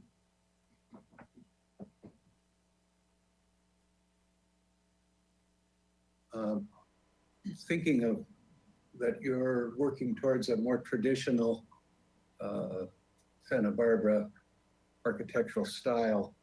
The windows on the second and third floor, I think there's maybe 16 of them. Would you consider some variation in those windows so that they weren't all just the same window? Absolutely. Seems like that might help somewhat. That's all my questions for right now. All right. Anyone else? Mrs. Anderson?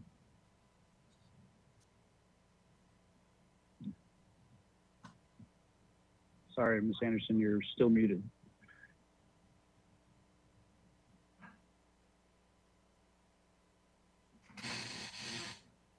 Muted. Ms. Anderson, we still can't hear you. Can you try the speaker button on your GoToWebinar control panel? Let me see. You look green and ready to go. You can try also phoning in. Do you have headphones plugged in by chance? No? Okay.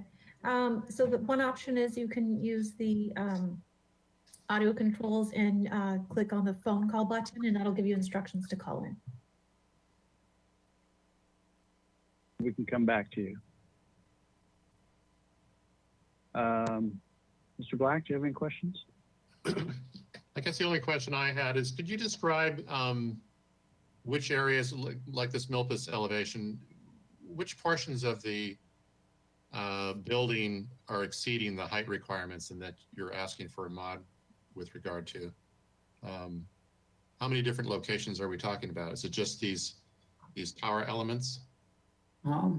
So on Milpas, it is just the tower elements, but if you see kind of the slightly faded portion that's in the rear, that most of that fourth story is over the limits now. So what drove it up is that we had to start several feet high up in the air to get above the floodplain. Typically we'd be able to stay under those height limits, but that whole portion of the building is in essence lifted up on a platform. So that fourth story mass is over the limits. By how much? Just to be clear, I mean, the entire fourth story mass isn't what's over the limit. If you remember, we had a 4-story building before. It's basically the parapet on top of that fourth story that's over the limit. It's I think it's 2 or 3 feet. Right. And then those the various tower elements, or the like the stair tower, or I believe that thing in the to the left of it here is an elevator tower. Those are the ones that go over by, I think 6 or 7 feet.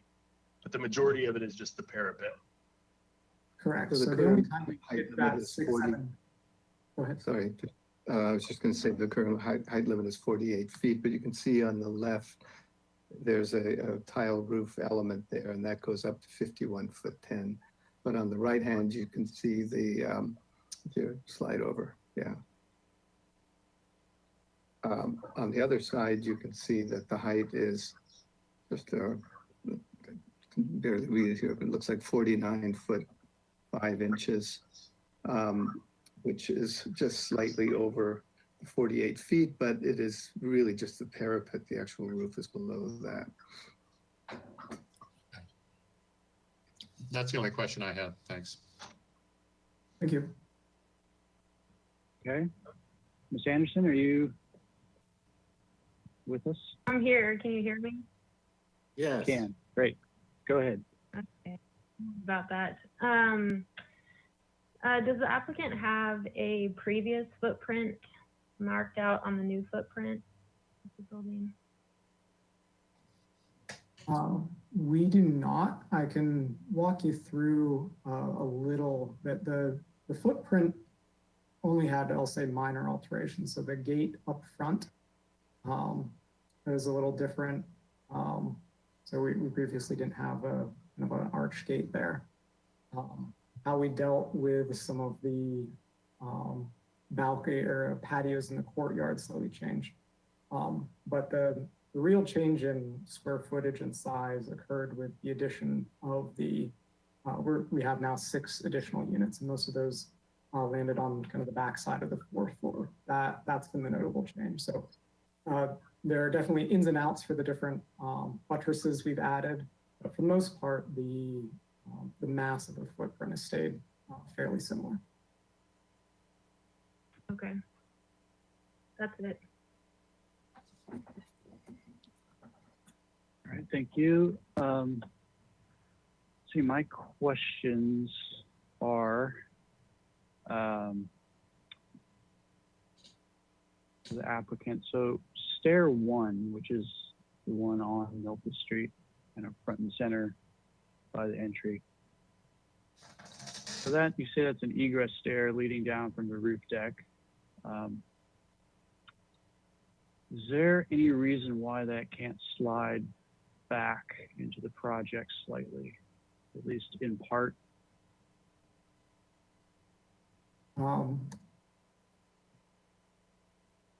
We could certainly study that. Okay. And is there, if we flip to the roof plan, which is A4,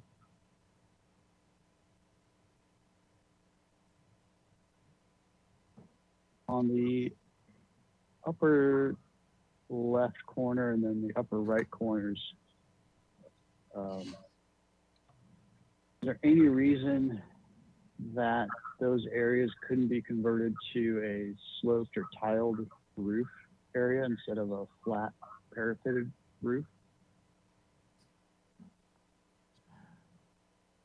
So we do want to maintain our common open space.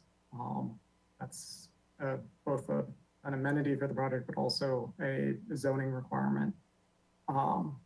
That being said, we have kind of played with the slope roofs, directly to the right of that. We have some slope roofs while still maintaining that roof deck. So yes, that's certainly something we can study. Okay, and then while we're in this view, the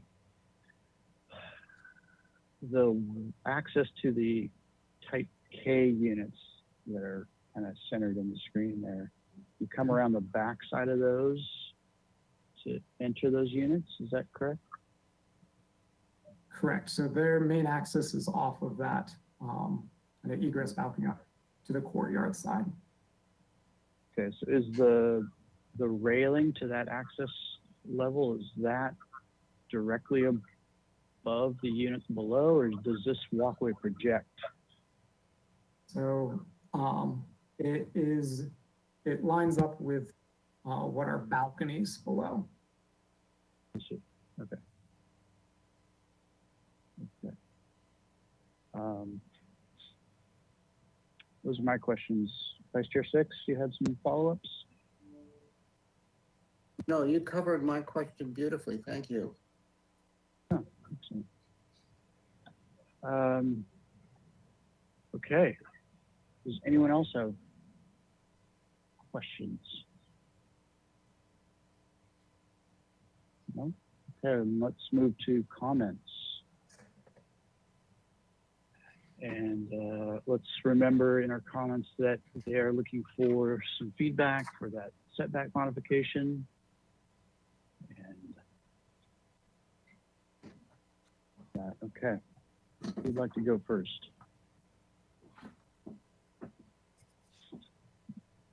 Vice Chair Six. So, having had experience with this back in the earlier days, I just need to, and it's clear that this should be addressed at this level. I think that the real problem here with this project is that there is so much unutilized airspace above the parking in the rear and to the side, and that if I don't mention my concern with not utilizing, especially for the additional fourth story units, and mention that I would like to see, and I think that it's worth studying, pulling the donut or some portions of the second and third floor out and over some of that airspace in those parking areas, and taking it off the very front of the street. And I think that that would alleviate a lot of this huge and unrelieved massing along the front and sides of this project. And so I think that is important to restudy, and if it's not specifically in limiting us from the term sheet or whatever, I think that is an important element that should be studied and looked at. I think that so that's one comment. The other comment is that I appreciate, there was I was very concerned about these, the effects, and when there was a lot of discussion in the history of, force because of the flood control, flood elevation, that all the residential units had to be lifted up for whatever feet from the sidewalk, and made it very unbecoming or unpedestrian friendly. And I appreciate what they've done here. It's with the generous plants and so forth along the balcony. I think this is nearing an acceptable place. In regards to the overall architecture, I think that buildings this size, just there's got to be another language other than the and I don't want to be necessarily negative here. I think it's a handsome project, but to sprinkle this size of project with elements of Madame Rosinski's little palm reading shop, it doesn't work. I think there has to be a stripped down language. Let's see, the county district attorney's office on Santa Barbara Street.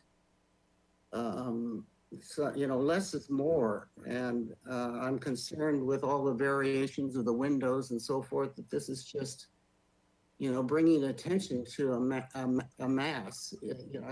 I think the plainer you get, the less people have to capture and look at the size. So I would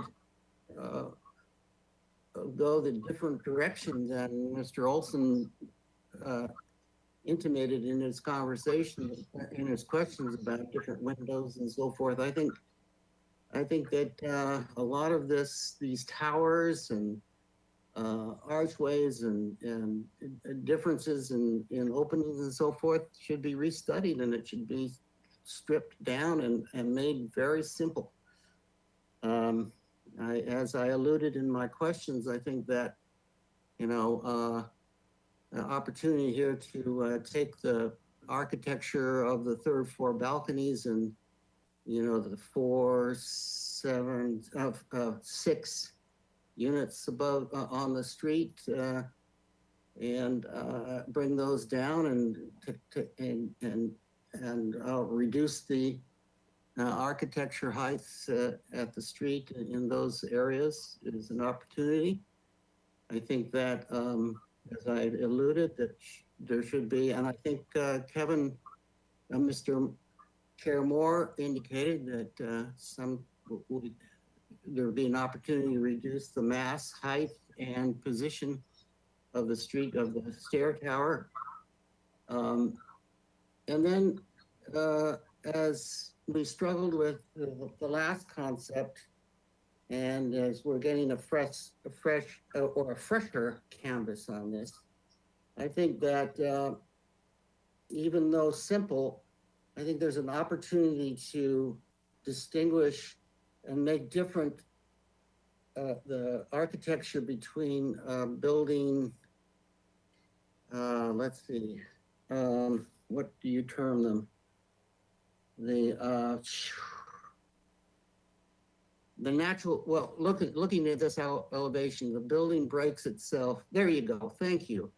That building B East should be in a very different language and color and look than building A and building B West. I think there's an opportunity, and I think it's a trick we tried to use to minimize the impact of the overall blockiness of this in our last review. And I think it's a merited effort to go through.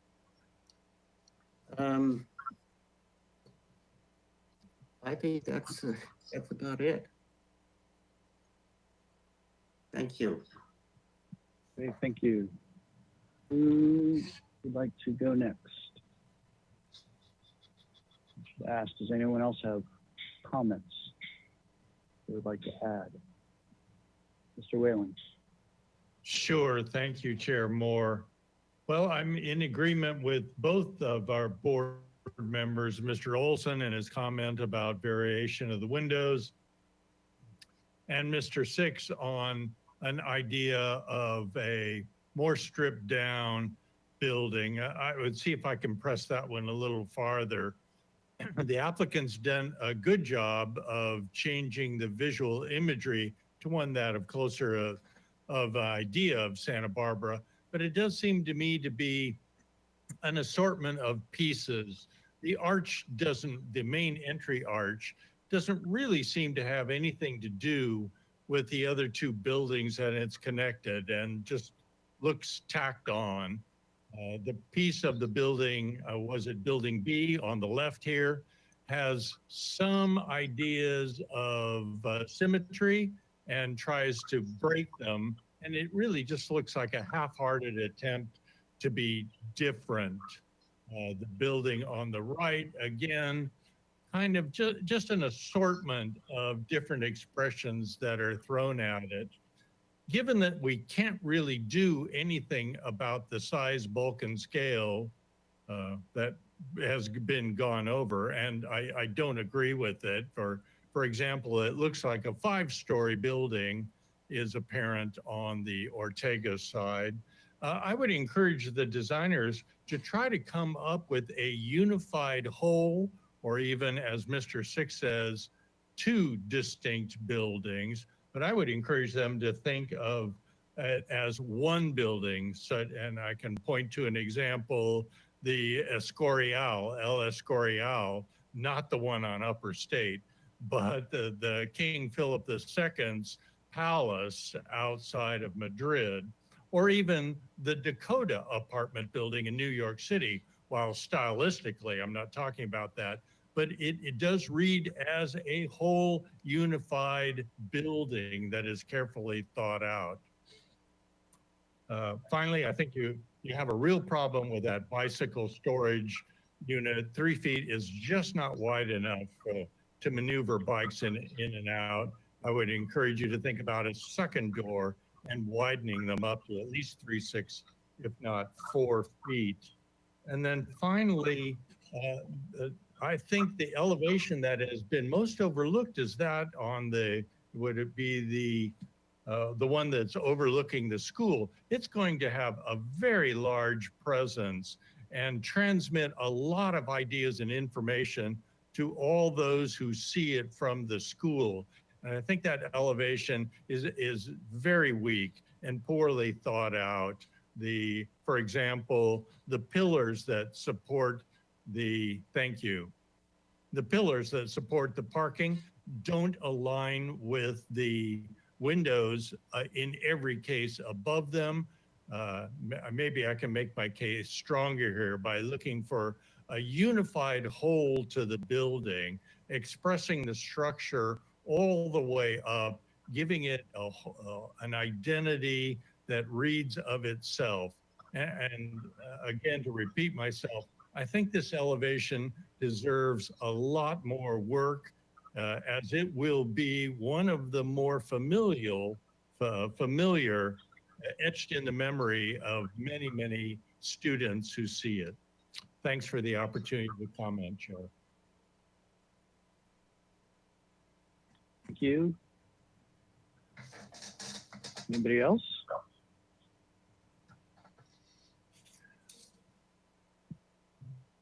Ms. Anderson? Yeah, I would just like to say that I also agree with Vice Chair Stick and our other board members. Just that there's just a lot going on the elevations, and it needs to be, like you said, a whole style.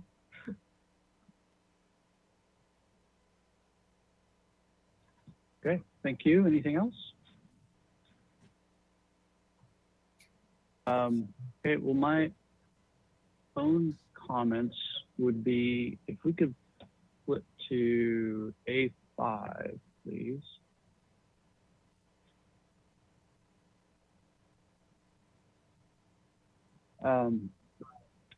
So the elevation on the top is the Ortega elevation. And for some reason, even though there's very similar qualities present here as depicted on the Milpas elevation, this particular elevation seems much more calm and less frenetic in many ways than the full Ortega Street presentation. So if the designer is going to continue in this direction, I would encourage them to try and find a way of calming the design aesthetic down, reduce the number of detail items or differences in detail items. I would encourage the designers to vary the window sizes and ideally create a more vertical ratio for those window openings, so it is a little bit more Mediterranean or Santa Barbara style. A great many of these windows are square-ish proportions. And I would look for opportunities to add tile roof sections, even if it's a simple shed here and there. I think, particularly on the ends, there's it's a simple way to visually reduce the overall impact to this building. And then I think there's a pretty simple way of sliding the skinny stair tower back, or somehow engaging it more with the adjacent architecture, so it doesn't read as such a skinny element in this facade. I think it would go a long way if that stair tower was relocated and moved back so that it was not the defining feature next to the entryway. If you flip to the perspective view, on the last sheet, I believe, you can see just the expanse of vertical wall that creates adjacent to this sort of diminutive arched entry. So there's got to be a solution out there, an artistic solution that integrates all of this and makes this building better. Those are my comments. Chair Moore. Chair Moore. I would like to underscore something that Mr. Whalen said about the rear elevation. I think it's quite true that has an impact. It's not an insignificant elevation regarding what's behind it, and I just think that it looks too much like the backside of a building, and so I would agree strongly with Mr. Whalen's comments in that area. Okay, thank you for that. I agree as well. I also agree with Vice Chair Six that, you know, if this project was earlier in the process, that it sure seems like there's a way to spread this mass out a little bit more over the entire parcel. I don't know if that's possible at this point.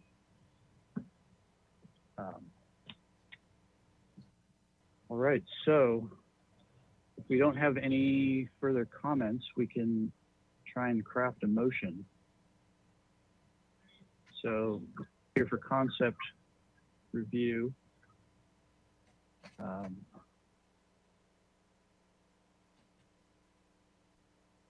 This is a question, I think, for the staff planner.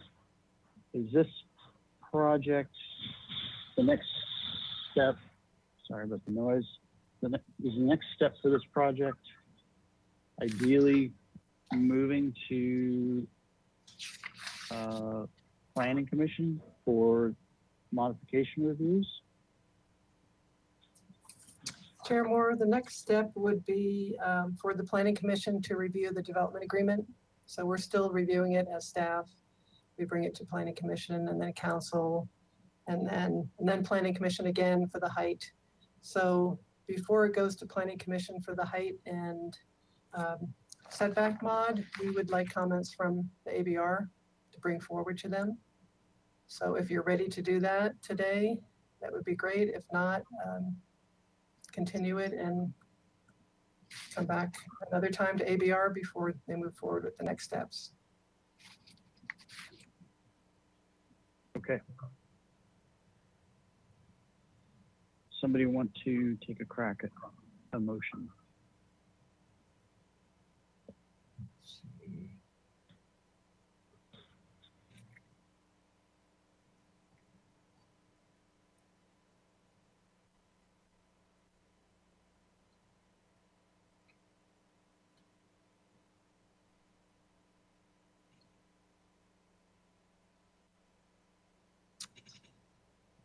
It sounds like we have similar feelings and thoughts about what was presented today as far as the aesthetics.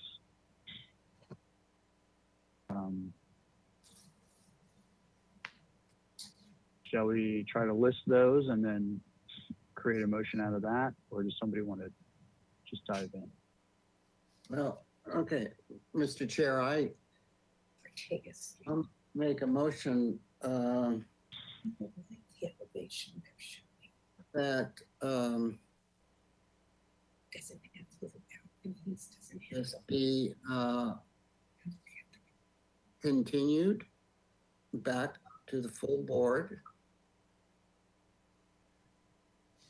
that the applicant should endeavor to study ways to distribute the mass of the building, particularly the mass fronting the street, by taking advantage of the airspace above the parking lot to the rear and to the, I don't know whether that's the north or south. the, what is that, north? I believe that's north, yes. The north parking lot. That the applicant should study and that the board appreciates the transition from the contemporary architecture of the previous proposal to Spanish architecture more compatible with the neighborhood. That the applicant should further study ways to architecturally reduce the apparent massing of the building by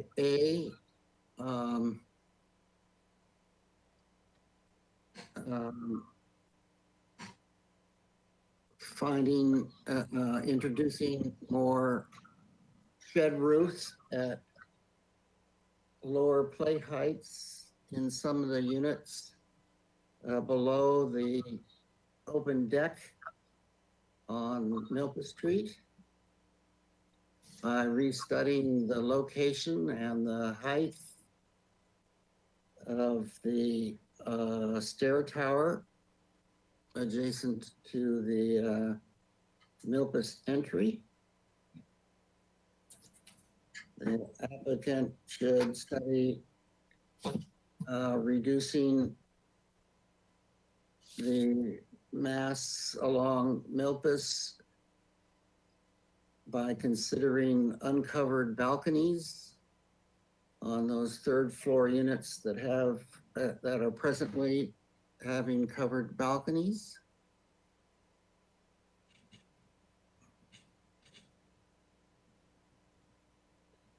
Then a new item, the architecture should be refined to eliminate the various the various turrets and towers and arbitrary gables and make a simpler architecture that's more honest.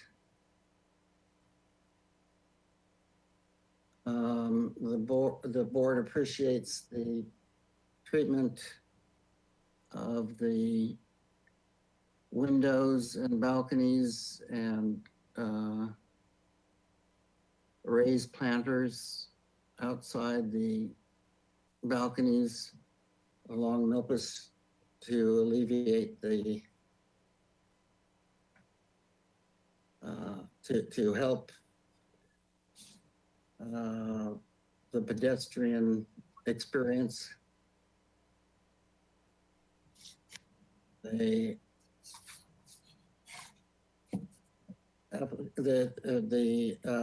windows should be restudied to provide more vertical proportions.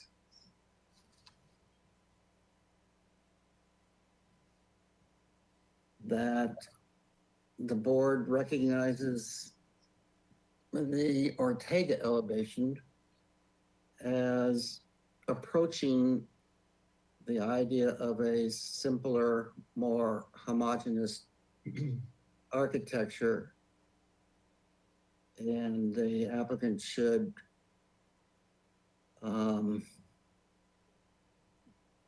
move more of the other elevations in that direction. And if we go to the sheet with the back rear elevation.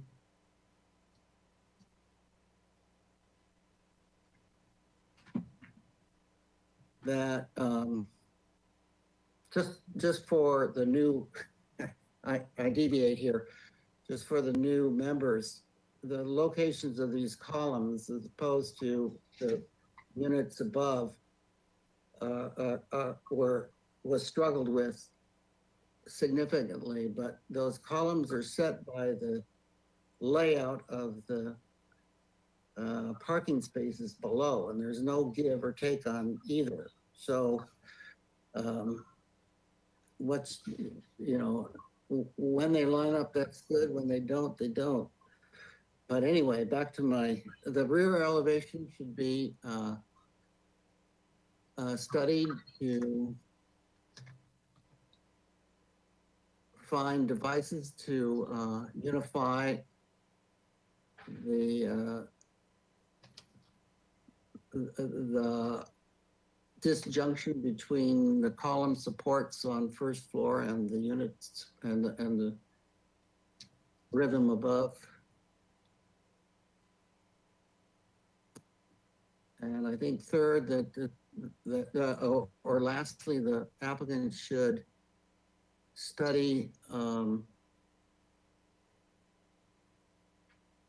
making a different language, color, or not style, but language and color of building B West, different from building A and building B East. Is that right? No. I'm confused again.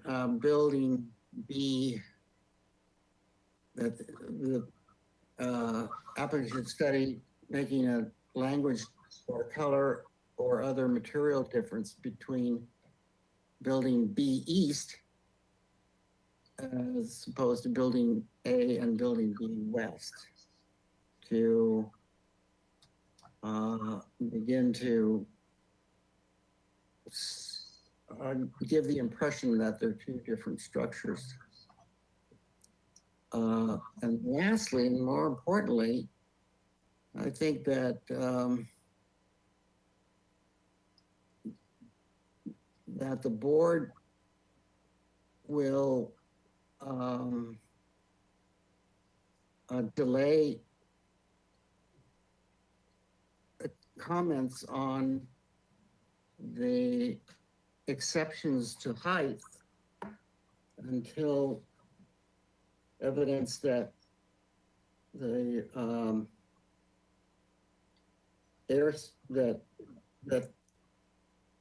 the airspace above the open air parking spaces cannot be utilized in order to reduce the amount of the building requiring modification and setbacks. That would be my motion. Okay, thank you. We have a seconder to that motion. Mr. Whalen. I'll second. Okay, any discussion? Yes, if I may. Go ahead. I would like. Go ahead, Mr. Whalen. If I may, amend Mr. Six's phrase to reduce the massing. I would expand that to simplify, unify, and reduce the massing. Very, very much accepted. Do you, Dennis, Mr. Whelan, do you remember what particular, I guess we need to have the motion read back.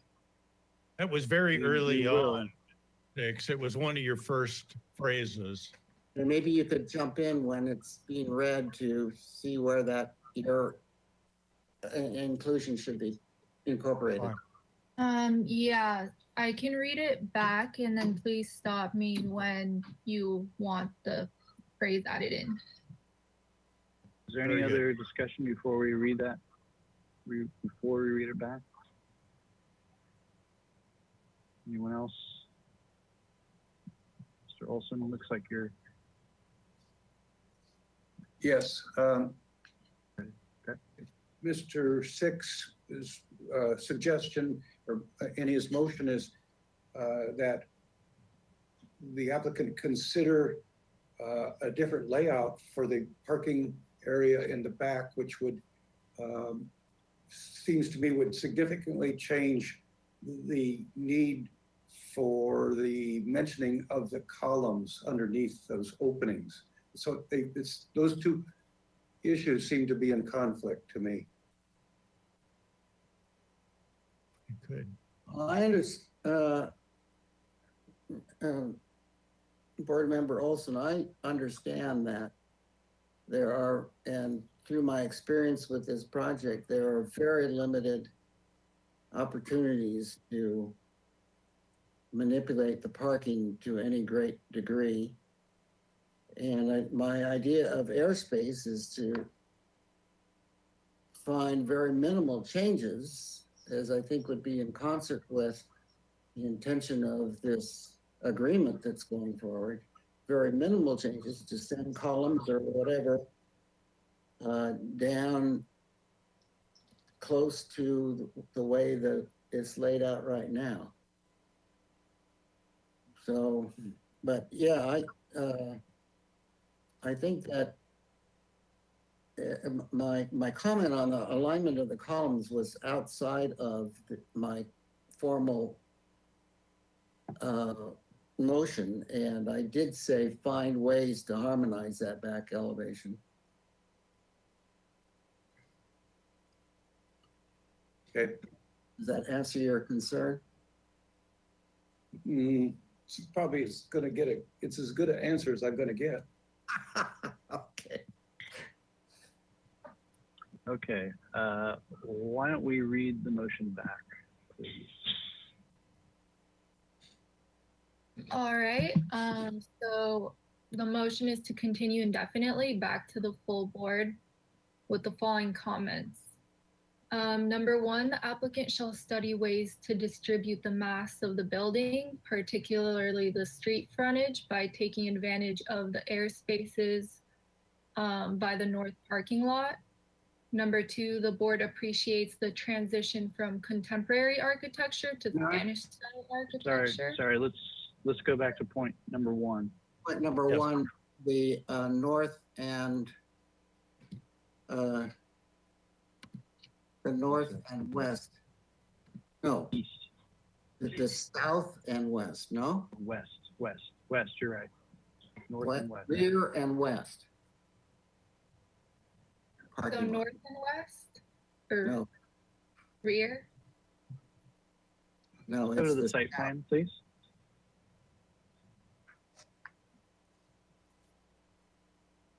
Okay, it is west.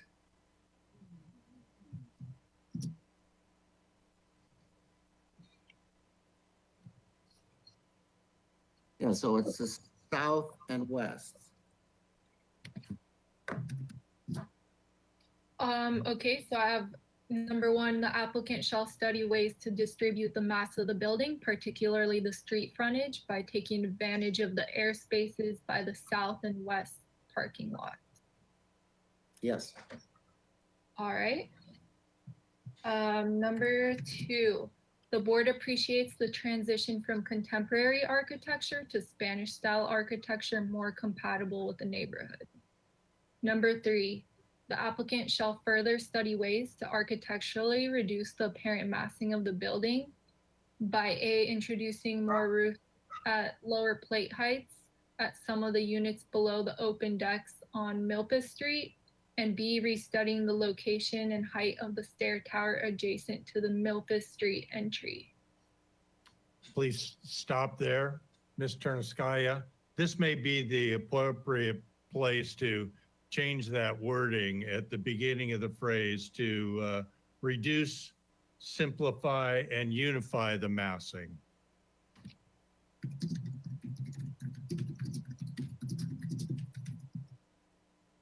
Okay.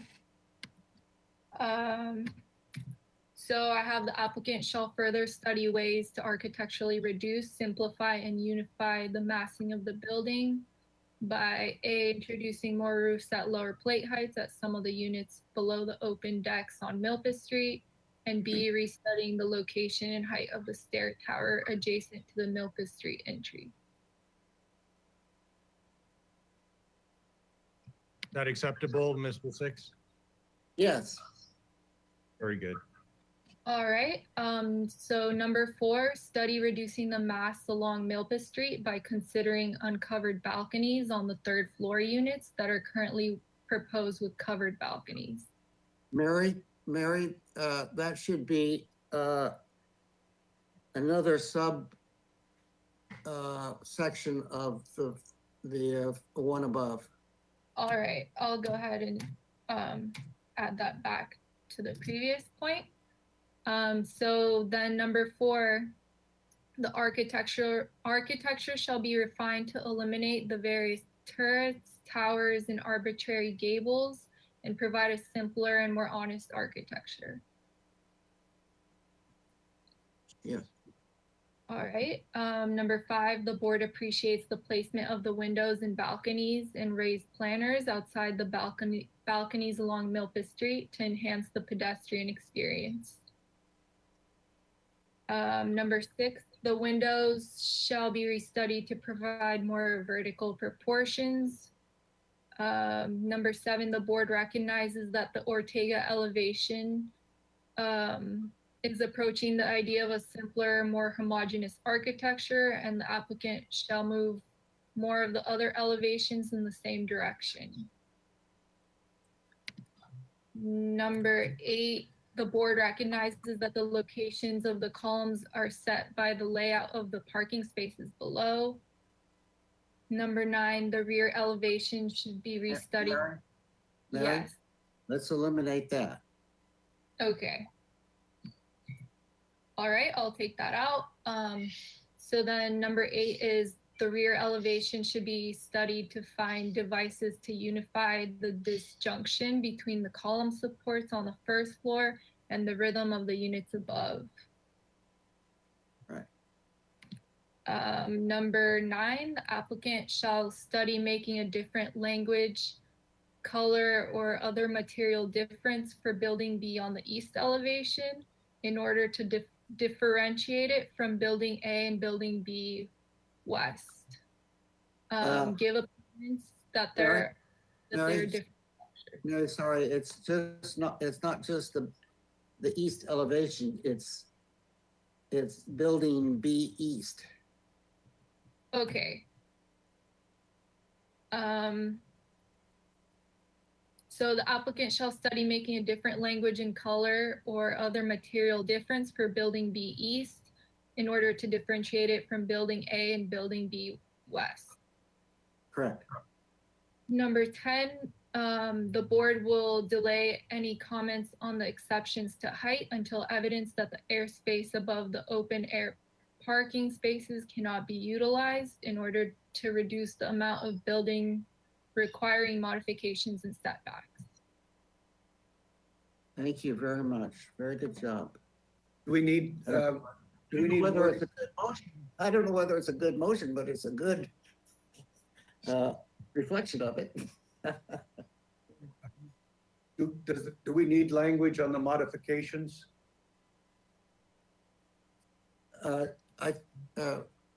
Board Member Olson, I think the last one says that we would delay our opinions of the setbacks and heights until we see that all attempts have been made to redistribute the massing.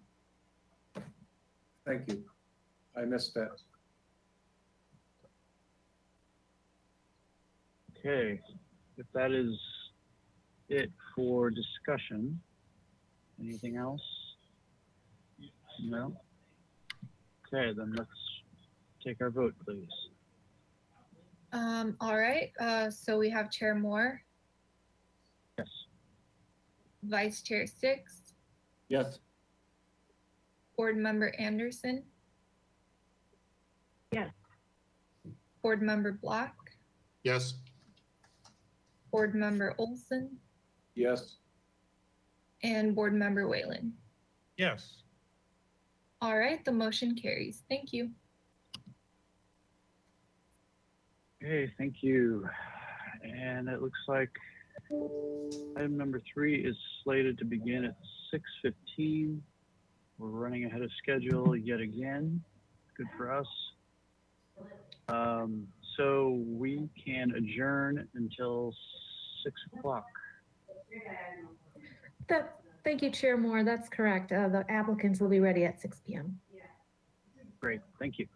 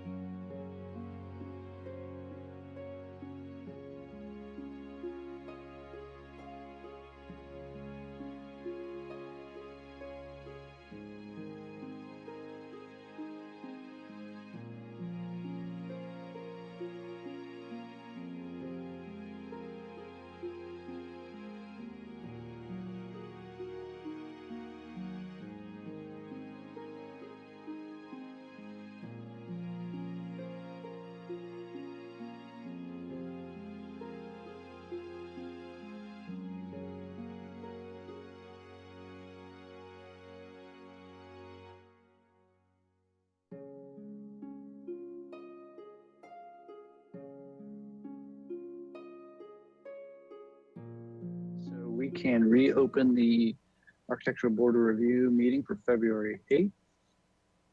And Final item.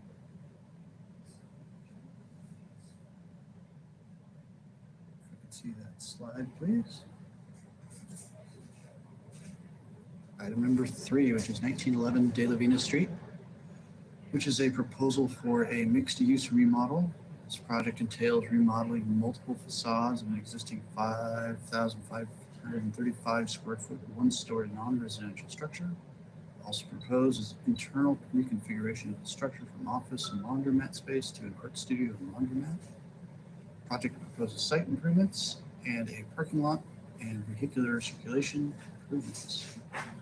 An accessory dwelling unit will be permitted under a separate permit above a new 6-vehicle tandem carport. Scope of work also entails landscaping improvements. No change to the existing single-unit residence is proposed. Project design approval is requested.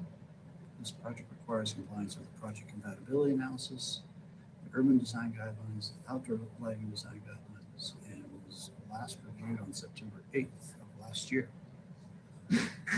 Okay, if we could have our motion up from the previous. Great, thank you. Project was continued indefinitely with the following comments. Given the extreme length of the program, study solutions to make the front portion of the building consistent with the prevalent context, nearby intersection and streetscape. Applicant shall return with a comprehensive arborist report on the fig tree, the Canary Island palm, and existing ficus tree to be preserved.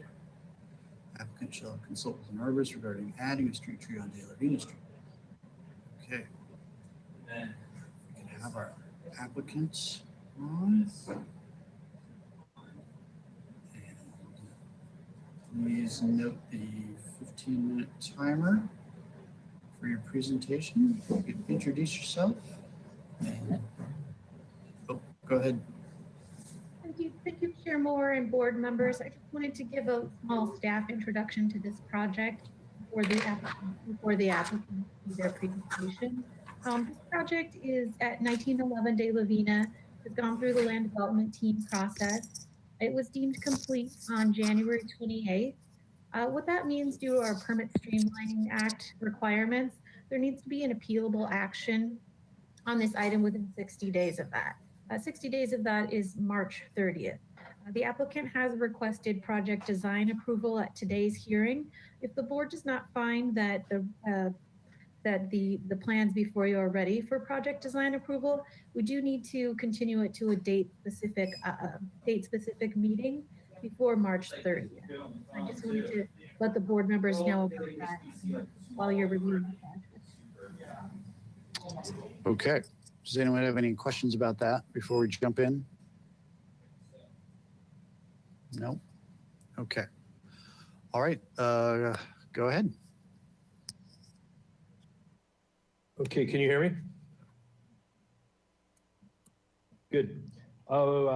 Chair Moore, members of the board, my name is Michael Holliday.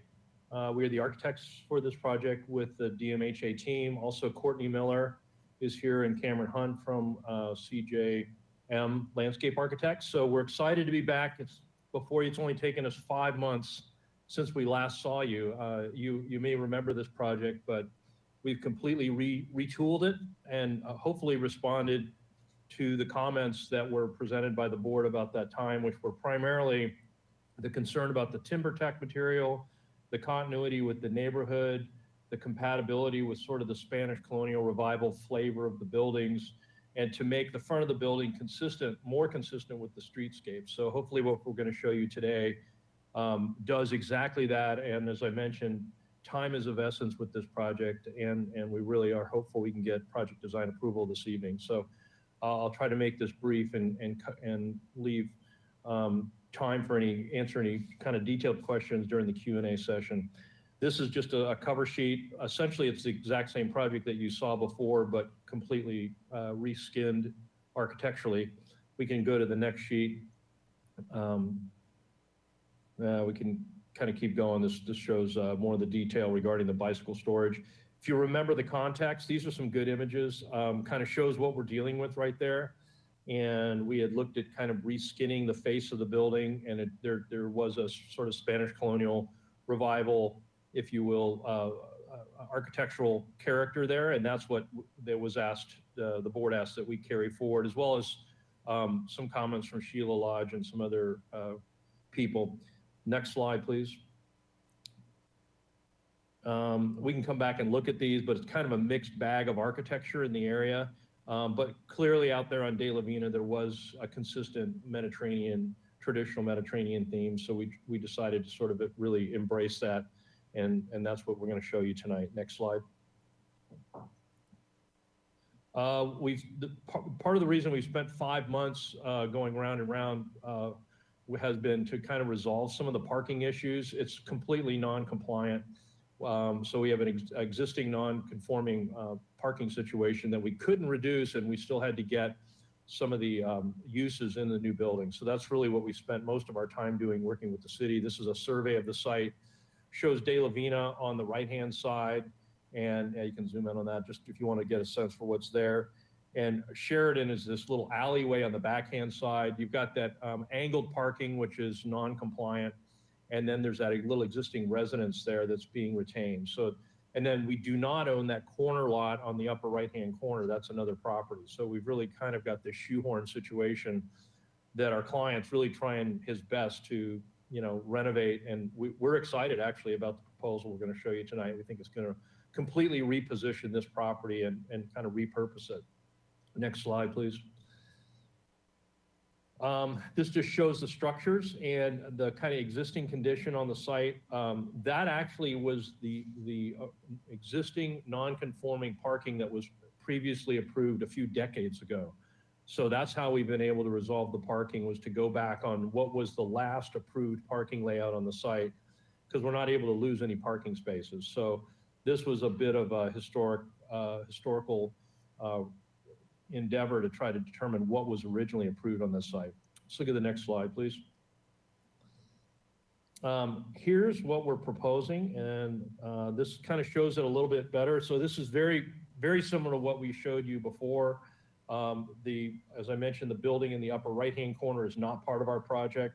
Our project is on the building on the lower part of the site. And we had to connect the front of the building for the public way back to the handicap parking stall in the rear of the site, along with this sort of new walkway that goes along the whole front of the building, which has been screened by the landscape planner, which everybody was pretty excited about that concept, as so are we. We've also introduced, I don't know if you can highlight the permeable pavers in the area of the parallel parking and the handicap parking, yeah, right in there. So that's going to be some permeable pavers, and then the rest of it is existing site area, asphalt that's just going to be cleaned up and resealed, and some landscaping that we'll talk about here in a little bit. Let's look at the next slide. Just more information. I can zoom in on this a little bit. It just sort of shows what's organized, the solution that we're presenting to you tonight. Essentially, the ADA accessibility is what's driving the entire project, but it's really pulling it together architecturally. We're also providing, if you can scroll up just a little bit, you can see in the lower left-hand corner, we've provided, yeah, there you go, a new trash and recycle, actually not that far. Just go back to that last slide. Yeah, what I wanted to see, yeah, show that whole area there. That's a new trash and recycle area. We've coordinated with Marburg on that, and it's accessible from the inside of the building. And if you can zoom out a little bit, we've got our long-term, short-term parking. So all the pieces and the parts have been reviewed by the city, and that's why we're scheduled for PDA tonight. So we finally met all their criteria. We've also kind of got that walkway delineated across the driveway there that allows people would want to walk across the street to that little residence across the area there. They're hopefully going to be able to work together. Maybe somebody can live there and work across the street. Next slide, please. Yeah, we can kind of go beyond. This is more of the same. A lot of detail if there's any questions. I'll let Courtney talk about the landscape, but let's zoom in on the site plan a little bit. Just because we'll come back to this in a minute, but it really just gives you a sense for how we're completely transforming the site. The clients, the Reichert brothers, as you may know them, they're, got a history of doing great projects here in Santa Barbara. And so they want to see this be a beautiful project for the neighborhood, but at the same time, it's got to make financial sense. So we've tried to skin it with the sort of minimalist architectural elements that we can, but the landscaping, I think, is really going to go a long way to enhancing that whole driveway experience along there. So as you can see, all of that landscaping doesn't exist right now. It's concrete and asphalt. So we think this is going to be a great new addition to this downtown area. I'll let Courtney talk about this a bit more once I finish talking about the architecture. Let's go to the next slide, please. Let's skip over we want to go to the architectural plans. One of the things that's really exciting is the tenant for this building is Slingshot. They're a art gallery and studio for a lot of disabled needs. So this is actually going to become kind of like a little art complex, which if we get approval tonight, we will be able to move forward very quickly and develop that whole interior for them. The laundromat is going to remain in the front, and so that's going to be the proposed uses of the building for the immediate future. And the entries are sort of that corner element in the upper right-hand corner.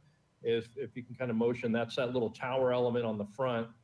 And then over there, that's the entrance to the laundromat. And then there's the other entrance, which is to the Slingshot space, which is delineated by the little exterior, right in that area. So that's how you enter the rear part of the site.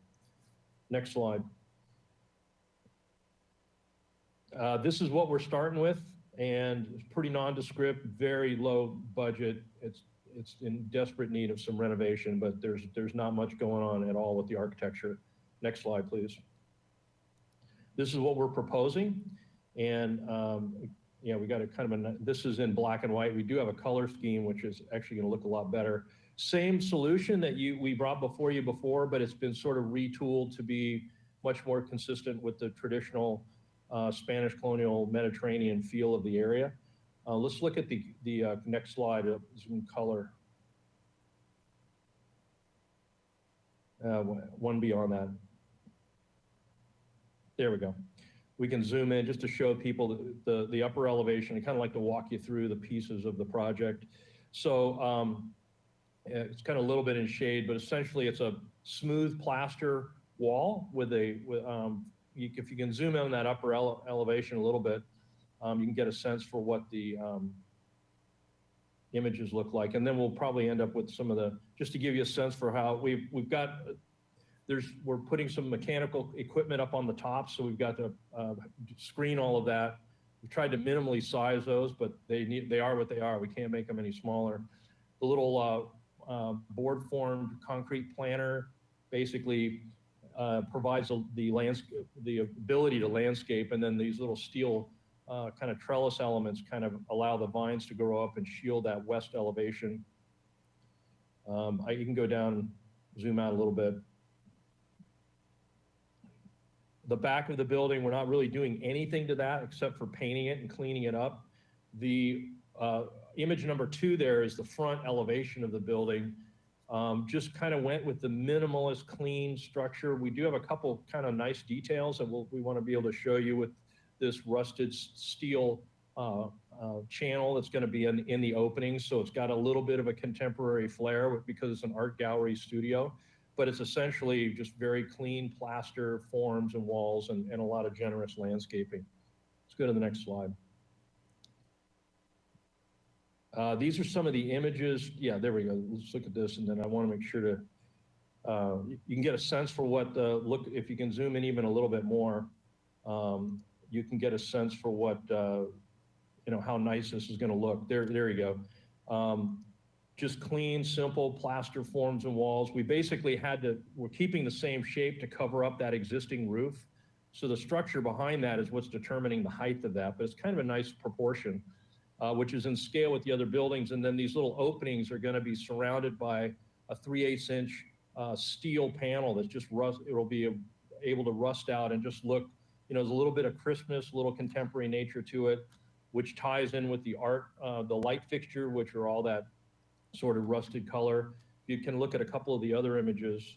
You can just get a sense for how we've tried to make all of those colors be consistent all the way around the building. So when you look at steel, it's all consistently colored. There you go. That's a good sample. That little slingshot portal element is plaster and stands out from the building. And then all the steel is like a charcoal colored gray.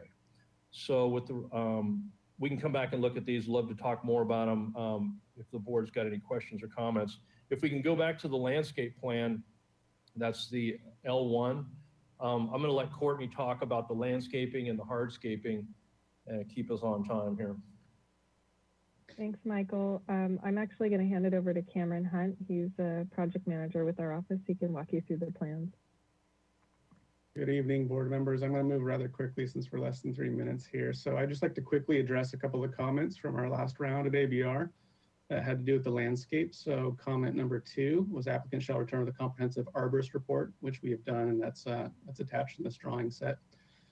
And focused on the fig tree and Canary Island palm. So if you direct your attention to the northern cluster of trees at the top of the drawing, there's some existing trees there. We've actually pulled the site walls out of that existing tree canopy.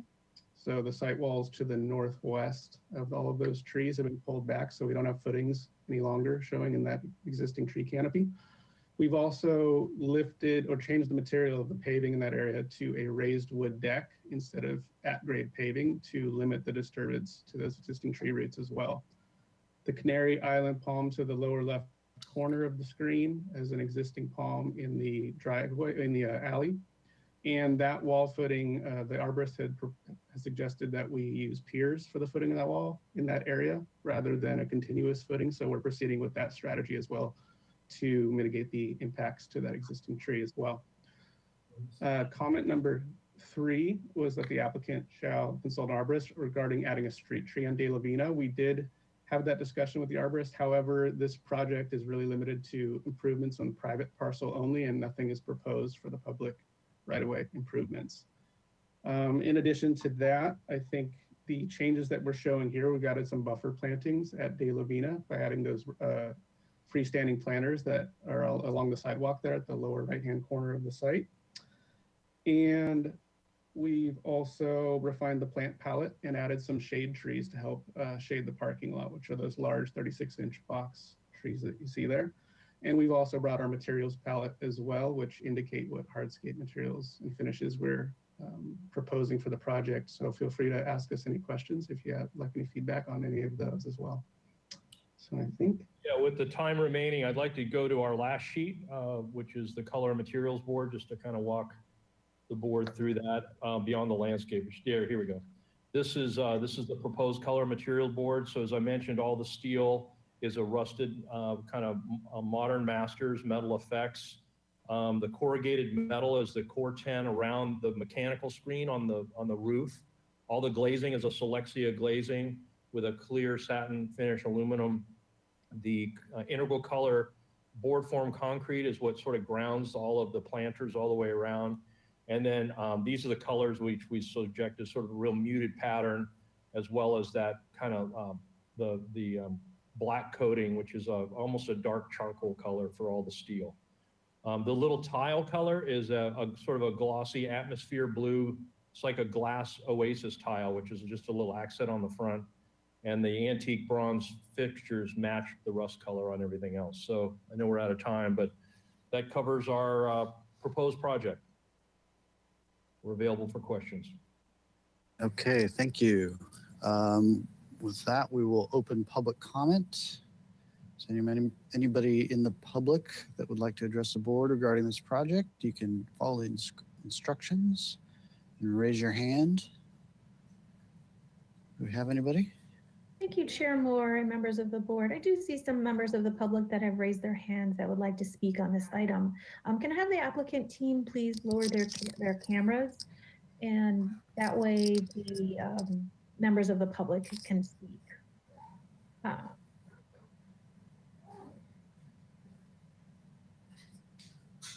Mr. Holliday and Mr. Hunt, can I have you take your cameras down? Thank you. Okay, I have the first member of public, which is Matt Labrie. Matt Labrie, I have unmuted you. You'll need to unmute yourself and then you'll have 2 minutes to speak on this item for the board. Thank you. Mr. Chair, members of the board, thanks for reviewing this project. I want to speak on behalf of in favor of the project and just point out from a management standpoint, my apologies, this is Matt Labrie. And from an operation and management standpoint, the project proposes some great improvements that will help to really improve the operation of the property, especially at the perimeter. And we have the privilege of managing this property now, and it is just really a challenge. There's a lot of neighborhood blight. There's a lot of dumping of trash. We're often there picking up needles and dealing with other problems that really are functional design nuisances that create these problems. So just to speak in support of the project from that standpoint, and hope that you approve it this evening. Thank you. Okay, thank you. Next speaker. Next speaker today is Brad Froling. After Brad Froling, I will call on Joshua Weitzman. Brad Froling, I have unmuted you. You can unmute yourself and you have 2 minutes to speak to the board.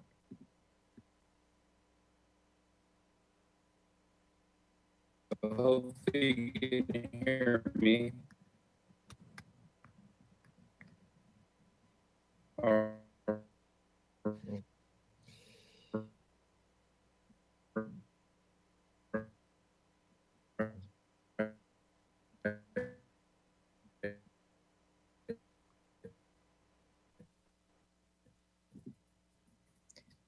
Mr. Froling, I actually can't hear you.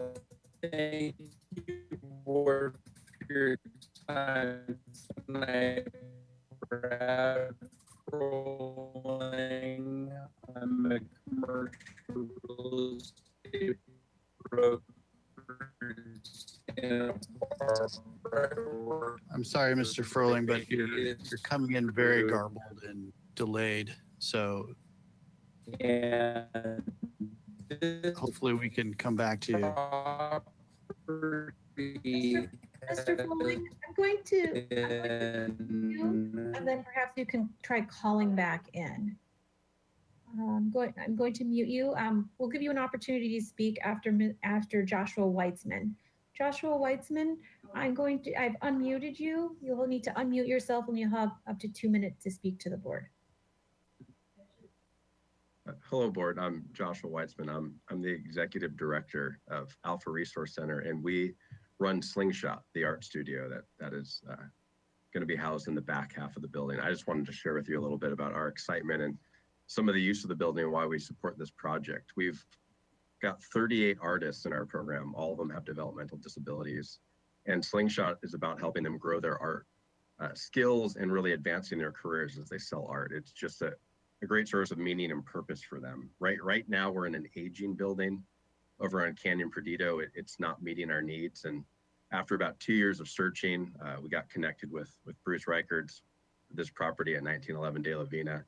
And it's so exciting to us. It's going to finally give us a professional studio that our artists are really looking forward.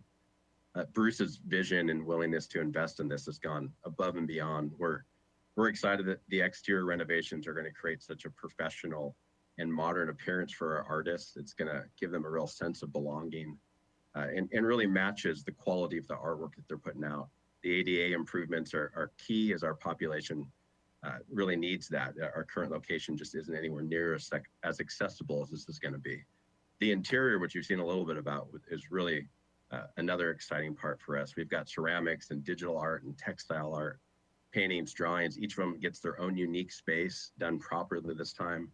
The storefront windows, the skylights add the natural light our artists desire, the outside space with the plants and just the warm environment provides the creativity that they need. And we have a lot of community members that come and view the art and buy the art. And so this is going to be such a great location for the community to come and see what our artists are doing and support what the artwork they're creating. So I'm excited that we're considering this now. We're really hoping that maybe the space will be available by the fall. That the pandemic has kept us out of our current studio quite a bit, but hopefully we can get in there and give our artists something really exciting to return to. So thank you. Thank you. And did we have Mr. Froling? I'm going to try one more time. Thank you, Chair Moore, with Mr. Froling. Looks like Mr. Froling is not connected to audio.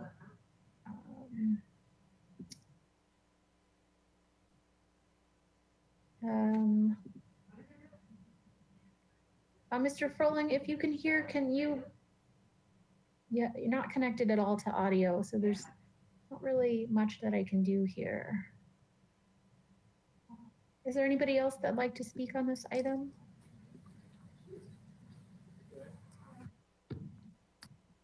Okay. Well, we need to move on. I apologize to Mr. Froling. We do want to hear what the public has to say, and unfortunately, these technical issues are frustrating sometimes. Did we receive any other public comment? Thank you, Chair Moore. We did not receive any written public comment for this item. Okay. Thank you. Okay, well, we will close public comment and move on to questions from the board. Does anyone have any questions for the applicant?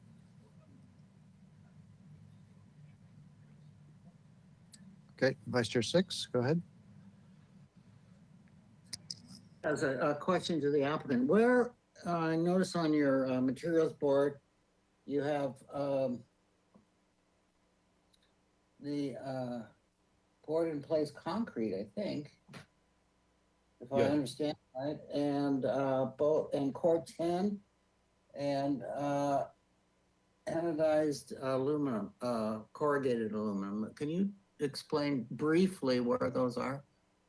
Okay, the poured in place concrete planters are what are actually, if we probably zoom in on any one of those top two elevations or perspectives, that's essentially what's allowing us to get the planter to separate the walkways, which had to be elevated to provide the ADA access, and it can't be more than 6 inches for a step. So it's either a galvanized metal handrail, or we add in the planter elements to sort of buffer that. And so that's where we came up with this whole idea of introducing a poured in place concrete planter that allows us to landscape that, and then also the little trellis elements, which are structurally supported by that concrete element. So it runs all the way along the whole, I guess it's the west face of the building. That's sort of another real plus of this, is that west face just gets cooked by the sun during the summertime. So that's going to become a shield, a little bit of a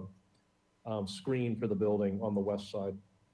And then the core 10 is what we see here is the fascia and the double columns, paired columns. Yeah, the core 10 is up on the roof. That's the screening for the mechanical equipment.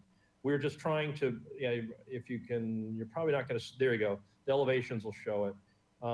It's set back 15 feet and the perspectives are accurate, so you can barely see it. But we're trying to get that rust colored finish to screen all of that rooftop equipment, so it's not going to be visible from any part of the project. And then so that's rusted core 10 corrugated. That's right. That's correct. Vertical. Okay. And then the columns and fascia are this painted black colored steel, correct? Yes, it's a charcoal, kind of warm charcoal colored, off black color that sort of complements the darker colors of the planter. And then you're trimming the openings of these plastered entryways, both here and on the front corner with core 10? Yeah, maybe we look at one of the perspectives just to see how that, again, I understand. Okay. Yeah, right. You can see those in the one. Thanks. Okay. Who's next? Mr. Whalen?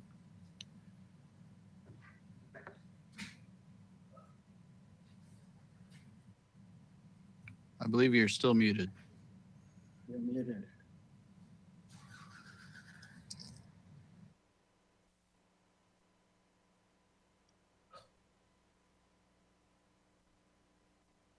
You're still muted. Now I'm unmuted. There you go.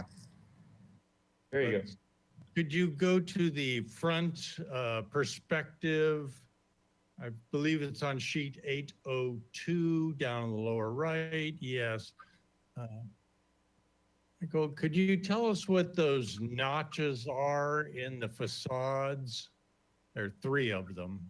Yeah, we were just trying to sort of highlight a little bit of the contemporary use or the use that's going to be in that while still staying within the, traditional vocabulary architecturally. So those are glass tiles that are recessed back about 3/4 of an inch into the plaster.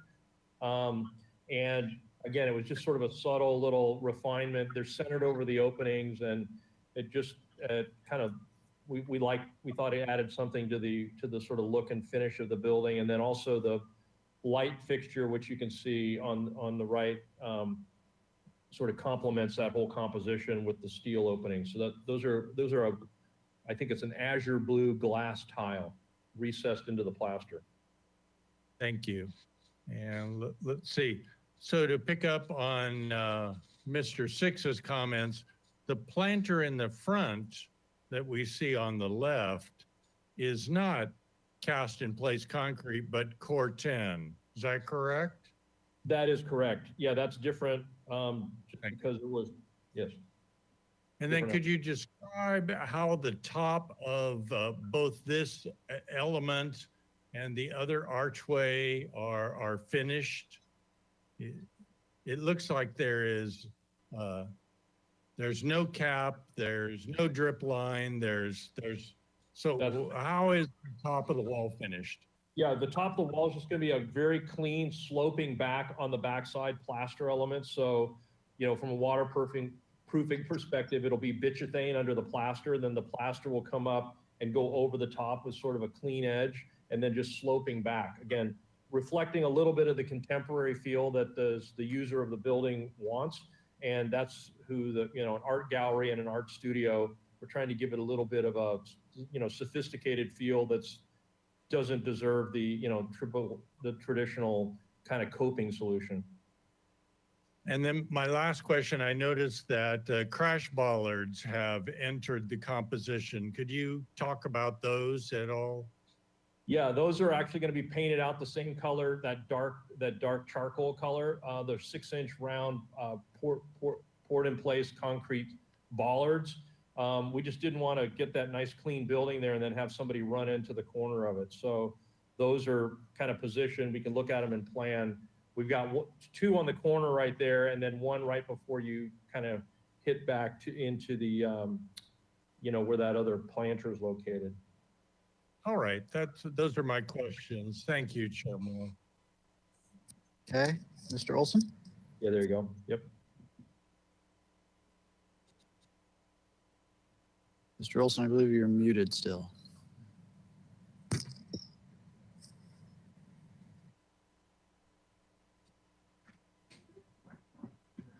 Sorry, my internet went down in the middle of your presentation, and I didn't hear you mention this possibility of a street tree. And would you repeat whatever you said about that? If you said anything?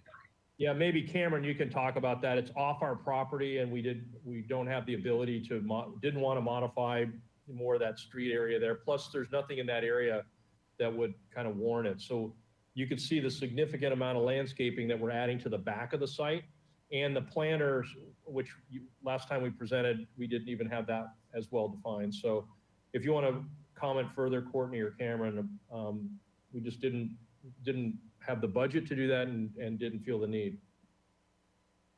That's correct. Yeah, I'd add that the project really in scope isn't affecting anything in the public right of way and is a private improvements project only. So we didn't pursue to propose any improvements in the public right of way. All right, thank you. That's all of my questions. Okay, anybody else?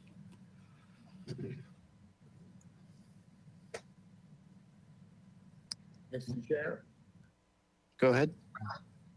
I would assume, this is a question to staff, that any project, whatever its development, even though the owner has decided to concrete in the parkway, that is subject to improvements and indeed part of our consideration of what the scope of the project is. Yes, perhaps staff could confirm that.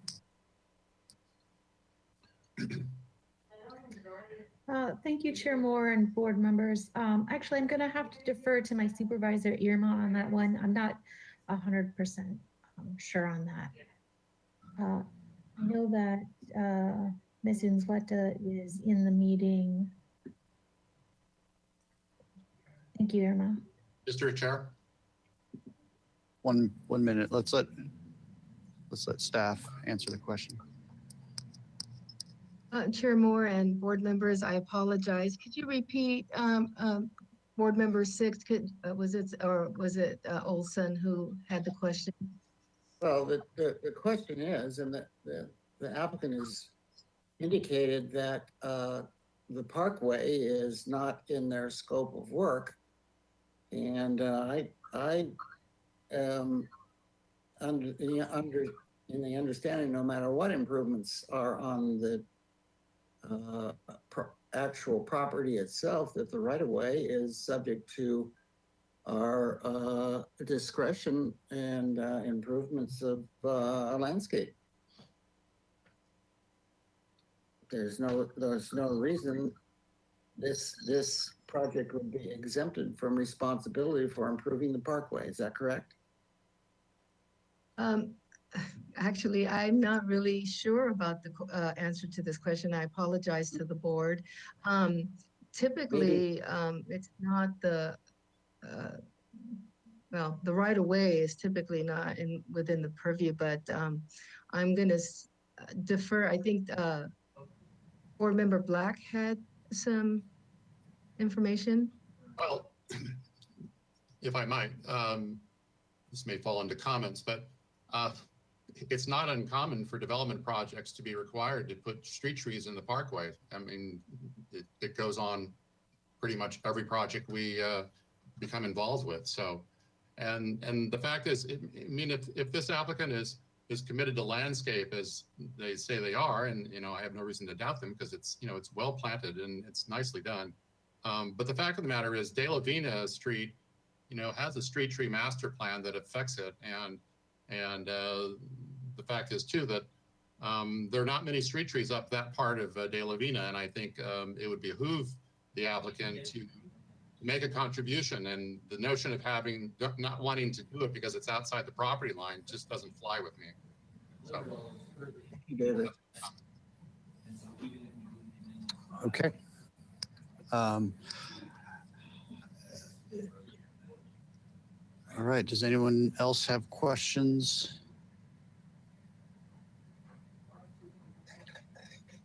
My only question for the applicant is the new element at the front of the building appears to be slightly taller than the existing roof line. Is that correct? We've got, we've set, Chair Moore, members of the board, we've set the height of that based on the section of the roof that's behind it. So if,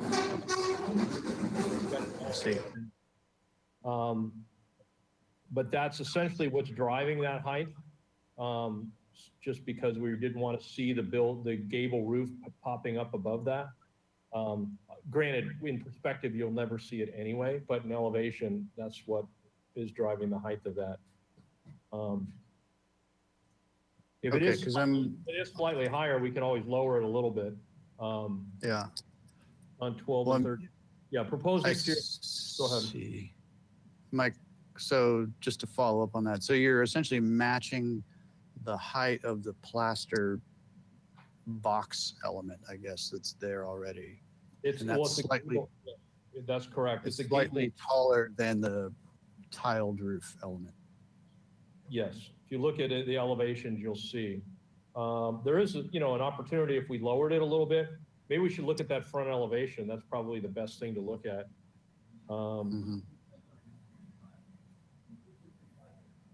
Yeah, so that's, I'd prefer if we could look at A202. It's got dimensions and stuff on it that is relevant. There we go. So where you're pointing at C1, that's an existing piece of the building, correct? that's correct. So this was actually a discussion. There was if we look at, is there a section that shows the height of that? I think it's like 6 or 8 inches lower, the very ridge of that gable.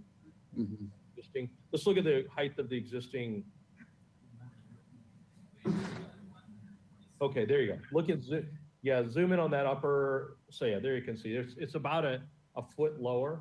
And if we wanted to definitely cover up the height of that tile roof. And so then it was a question, do you step that down, 10 or 12 inches?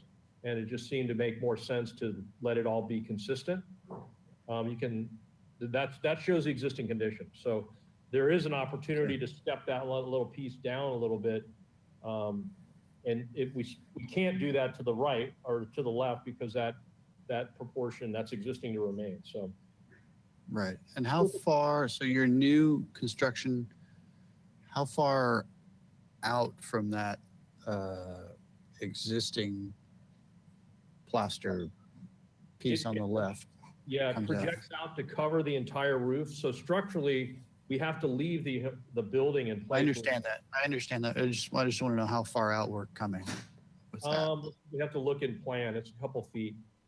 Okay. All right. So there's some separation between see, that facade and that existing. There you go. facade. On that plan, if you zoom in on the floor plan towards the front, go up to the front of the building.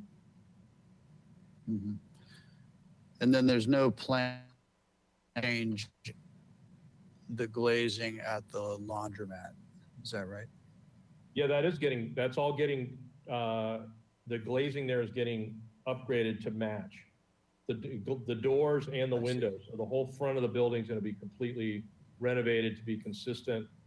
And the landscaping that we are adding, by the way, all of those planters, that's all new. There's nothing there now.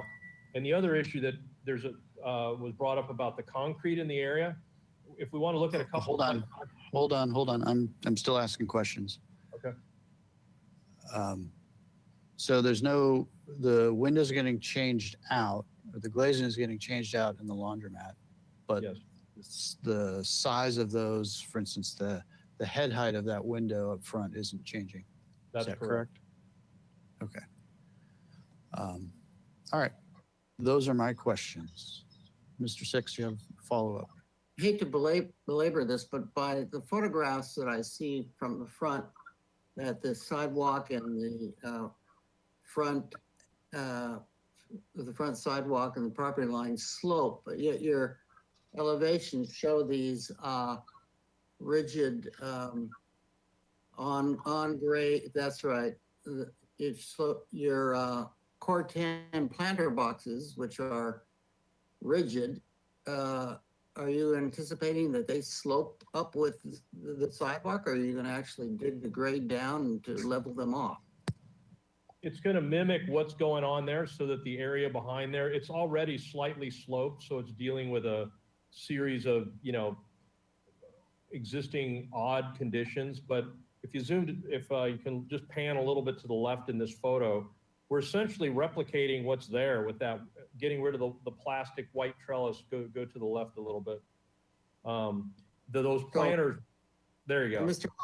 Mr. Holliday, will the planters go level and go below the sidewalk on the east end? Yes, they are staying level with the pad that's on the back side of that. The sidewalk will continue to slope. We can't change that. It's off our property. The other thing, you can see all those water meters and concrete that's out there in front. So there's really not an opportunity for a tree. It'd be a palm tree or something would be good. But yes, the new steel planters would be level with the patio plaza area in back, not not level or laying on the level of the sloping sidewalk. Thank you, I understand. Okay, any other questions for the applicant before we move to comments? No? Last chance? Okay. Let's move to comments. Somebody want to start? I think this is ready for PDA with a couple of exceptions. So I'd like to see us move towards that. But I do think a street tree, that the applicant should contact the arborist and find a place to put a street tree. Any project that I've ever been involved with, it was always required of us to put in street trees. So I would like to ask that they include that in their final plans. Okay. Anything else? No. Oh, okay. Okay, who else? Mr. Six. Yes, thank you. With all due respect, I don't think the motion was heard well enough last time. We wanted to see some recognition of the Spanish language up and down the street, and this just is not there. And this applicant has design talent to find a language that can incorporate both a contemporary feeling and acknowledgement of the vernacular up and down the street. And I just, the introduction of the Corten, the extreme minimalists of the boxes, the metal trellis, there's different ways to handle a modern language of a Spanish vernacular that this building does not have. It's, I don't want to recommend it, but just an example is this simple row of barrel tile along some of the parapet wall, dropping it down or whatever, finding some interesting contemporary forms to manipulate up and down that parapet, for example, and the trellis or the columns and the frieze of the walkway down the length of the building. There could be some new contemporary language of a corbel or something that would be interesting to bridge and recognize, the applicant, the owner's desire to have a contemporary look, but to also acknowledge the vernacular of the area. So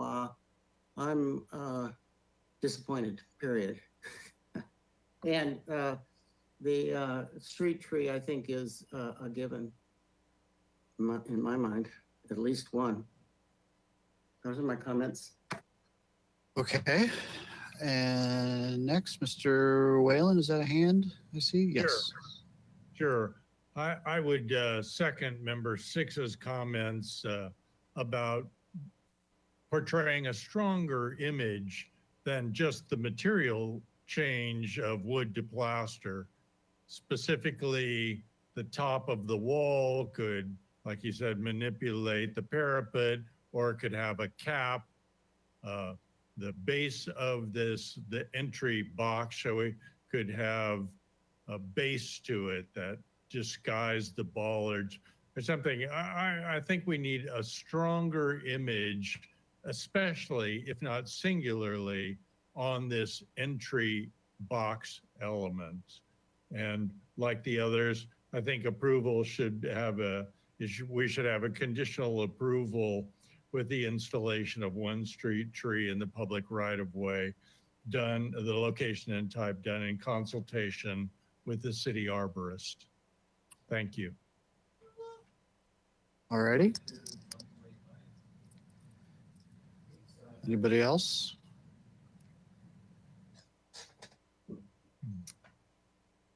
And my own feelings are is that the streetscape itself is, you know, as we've said before, varied, but the major direction is a Spanish revival, but there are elements there that are more modern approaches, and directly next door there's sort of a I don't know, 70s 80s style apartment building that's not quite on with that, and then across the street from that there's sort of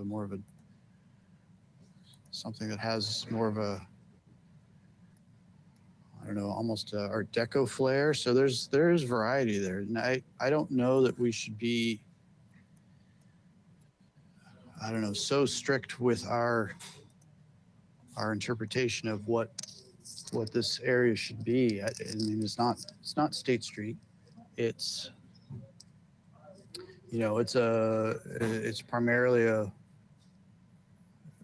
more locals area, and I think there should be some room for interpretation about what a more modern Santa Barbara style could be in this location. Perhaps eliminating some of the detailing that is more modern. For instance, the framing of these openings with Corten steel. Maybe if they were simply just clean plaster openings, that might take it towards a more compatible feeling, and perhaps removing the Corten planters from the front and replacing that with something a little bit more compatible might, in my mind, might get you to that level of compatibility. I'm less concerned about what's going on within the site. It seems fairly far back there, and it seems well done. There's plenty of improvements of the landscaping. I agree that a street tree would be ideal, and I would trade landscaping within the site for a street tree of some size. And those are my thoughts.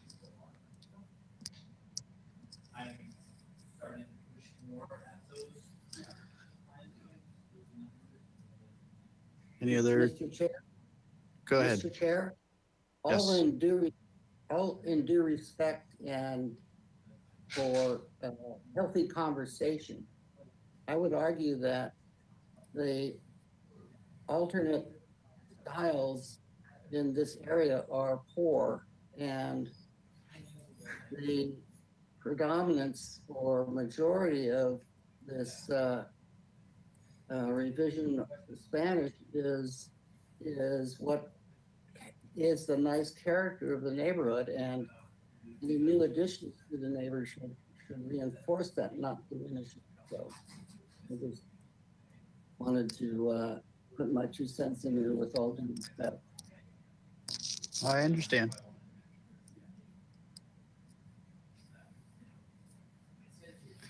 Okay, does any other board members want to chime in with their thoughts?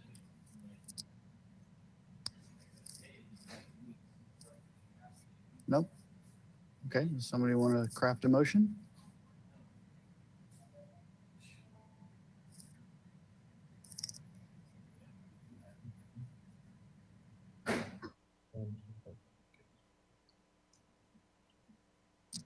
Well, I can make an attempt with your fair assistance. I would move that the project be continued indefinitely, and that the proponent study the imagery of the entry portion to more closely approximate Spanish colonial revival or local imagery, and that the approval be conditioned upon the inclusion of a street tree located in the public right-of-way, the type and location being done in consultation with the city arborist.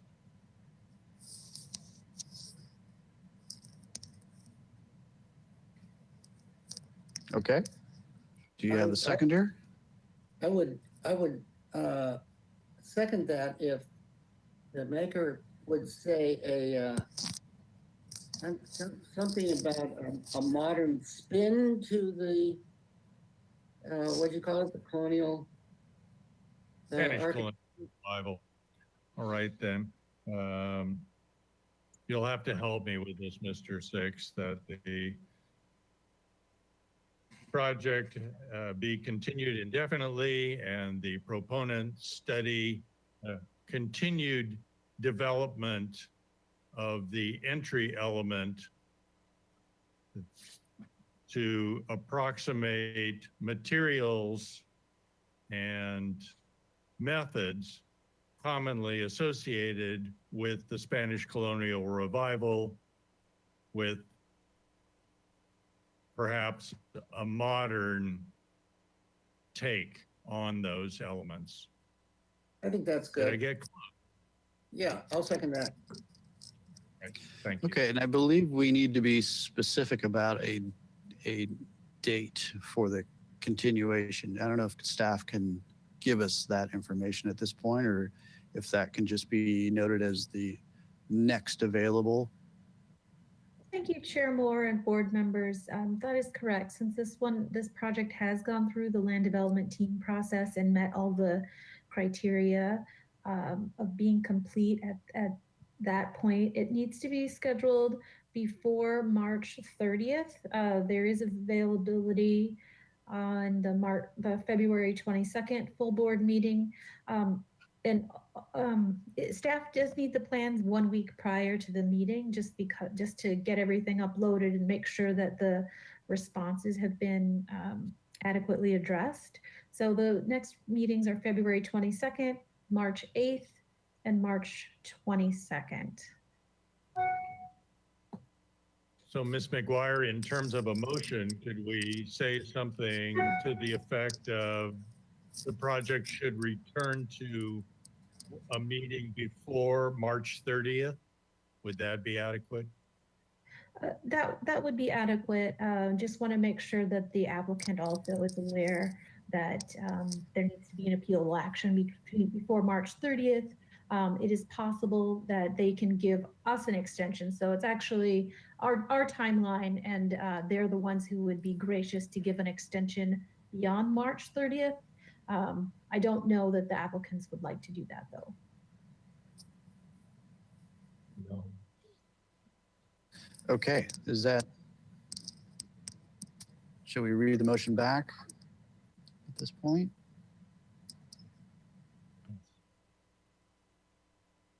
Okay, let's do that. Always.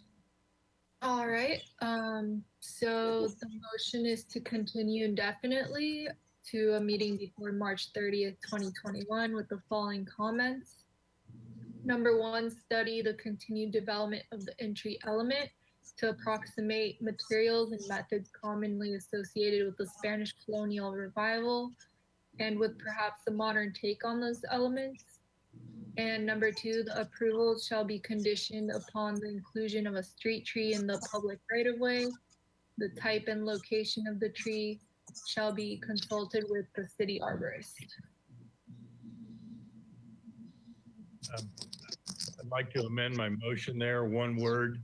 I said in the first one, materials and methods, I think better portray the idea as materials and imagery common to the Spanish colonial revival.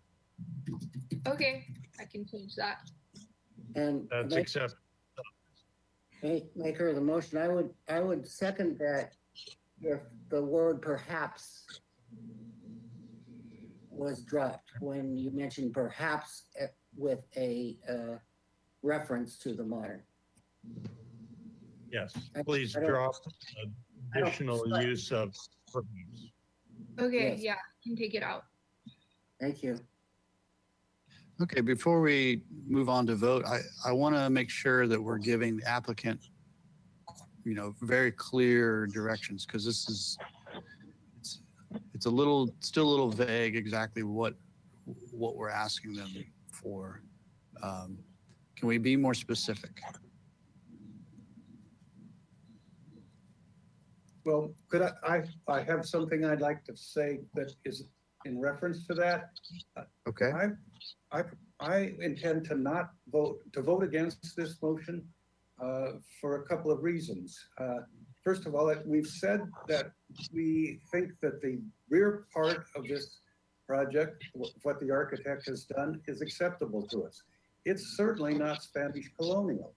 And so the idea that now we can make some doodads on the front of this to make it resemble something Spanish colonial just doesn't seem like honest architecture to me. And we've spoken about that in a previous project.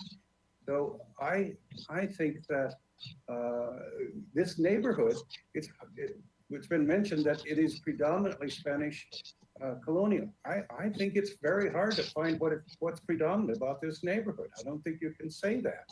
So I think that this comes closer to an honest expression of architecture than what we're now proposing to do to it. Exactly. That's exactly it. I'm sorry, we need the applicants to be muted. I don't know if staff can do that on our end.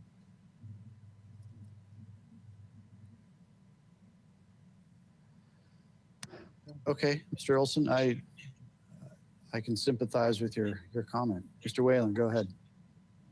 Just to briefly respond, I have no problem with the building portraying itself in, say, two different points of view, because there are two different functions.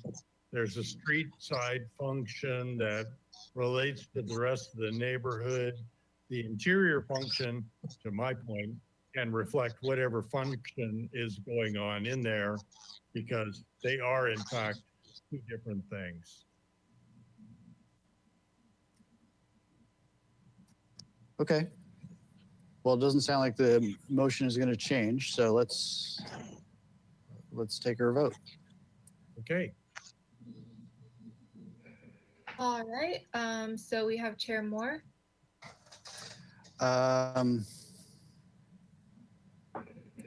Yes. Vice Chair Six, Yes. Board Member Anderson, I'm gonna have to abstain. Board Member Black, Yes. Board Member Olson, Oh, and Board Member Whalen. Yes. Okay, the motion carries. Thank you. Okay, thank you, everybody. I believe that's it for the evening. Thank you to my fellow board members and to staff. And with that, we will close the Architectural Board Review for February 8th of 2021. Have a good evening, everybody. Thanks. Bye.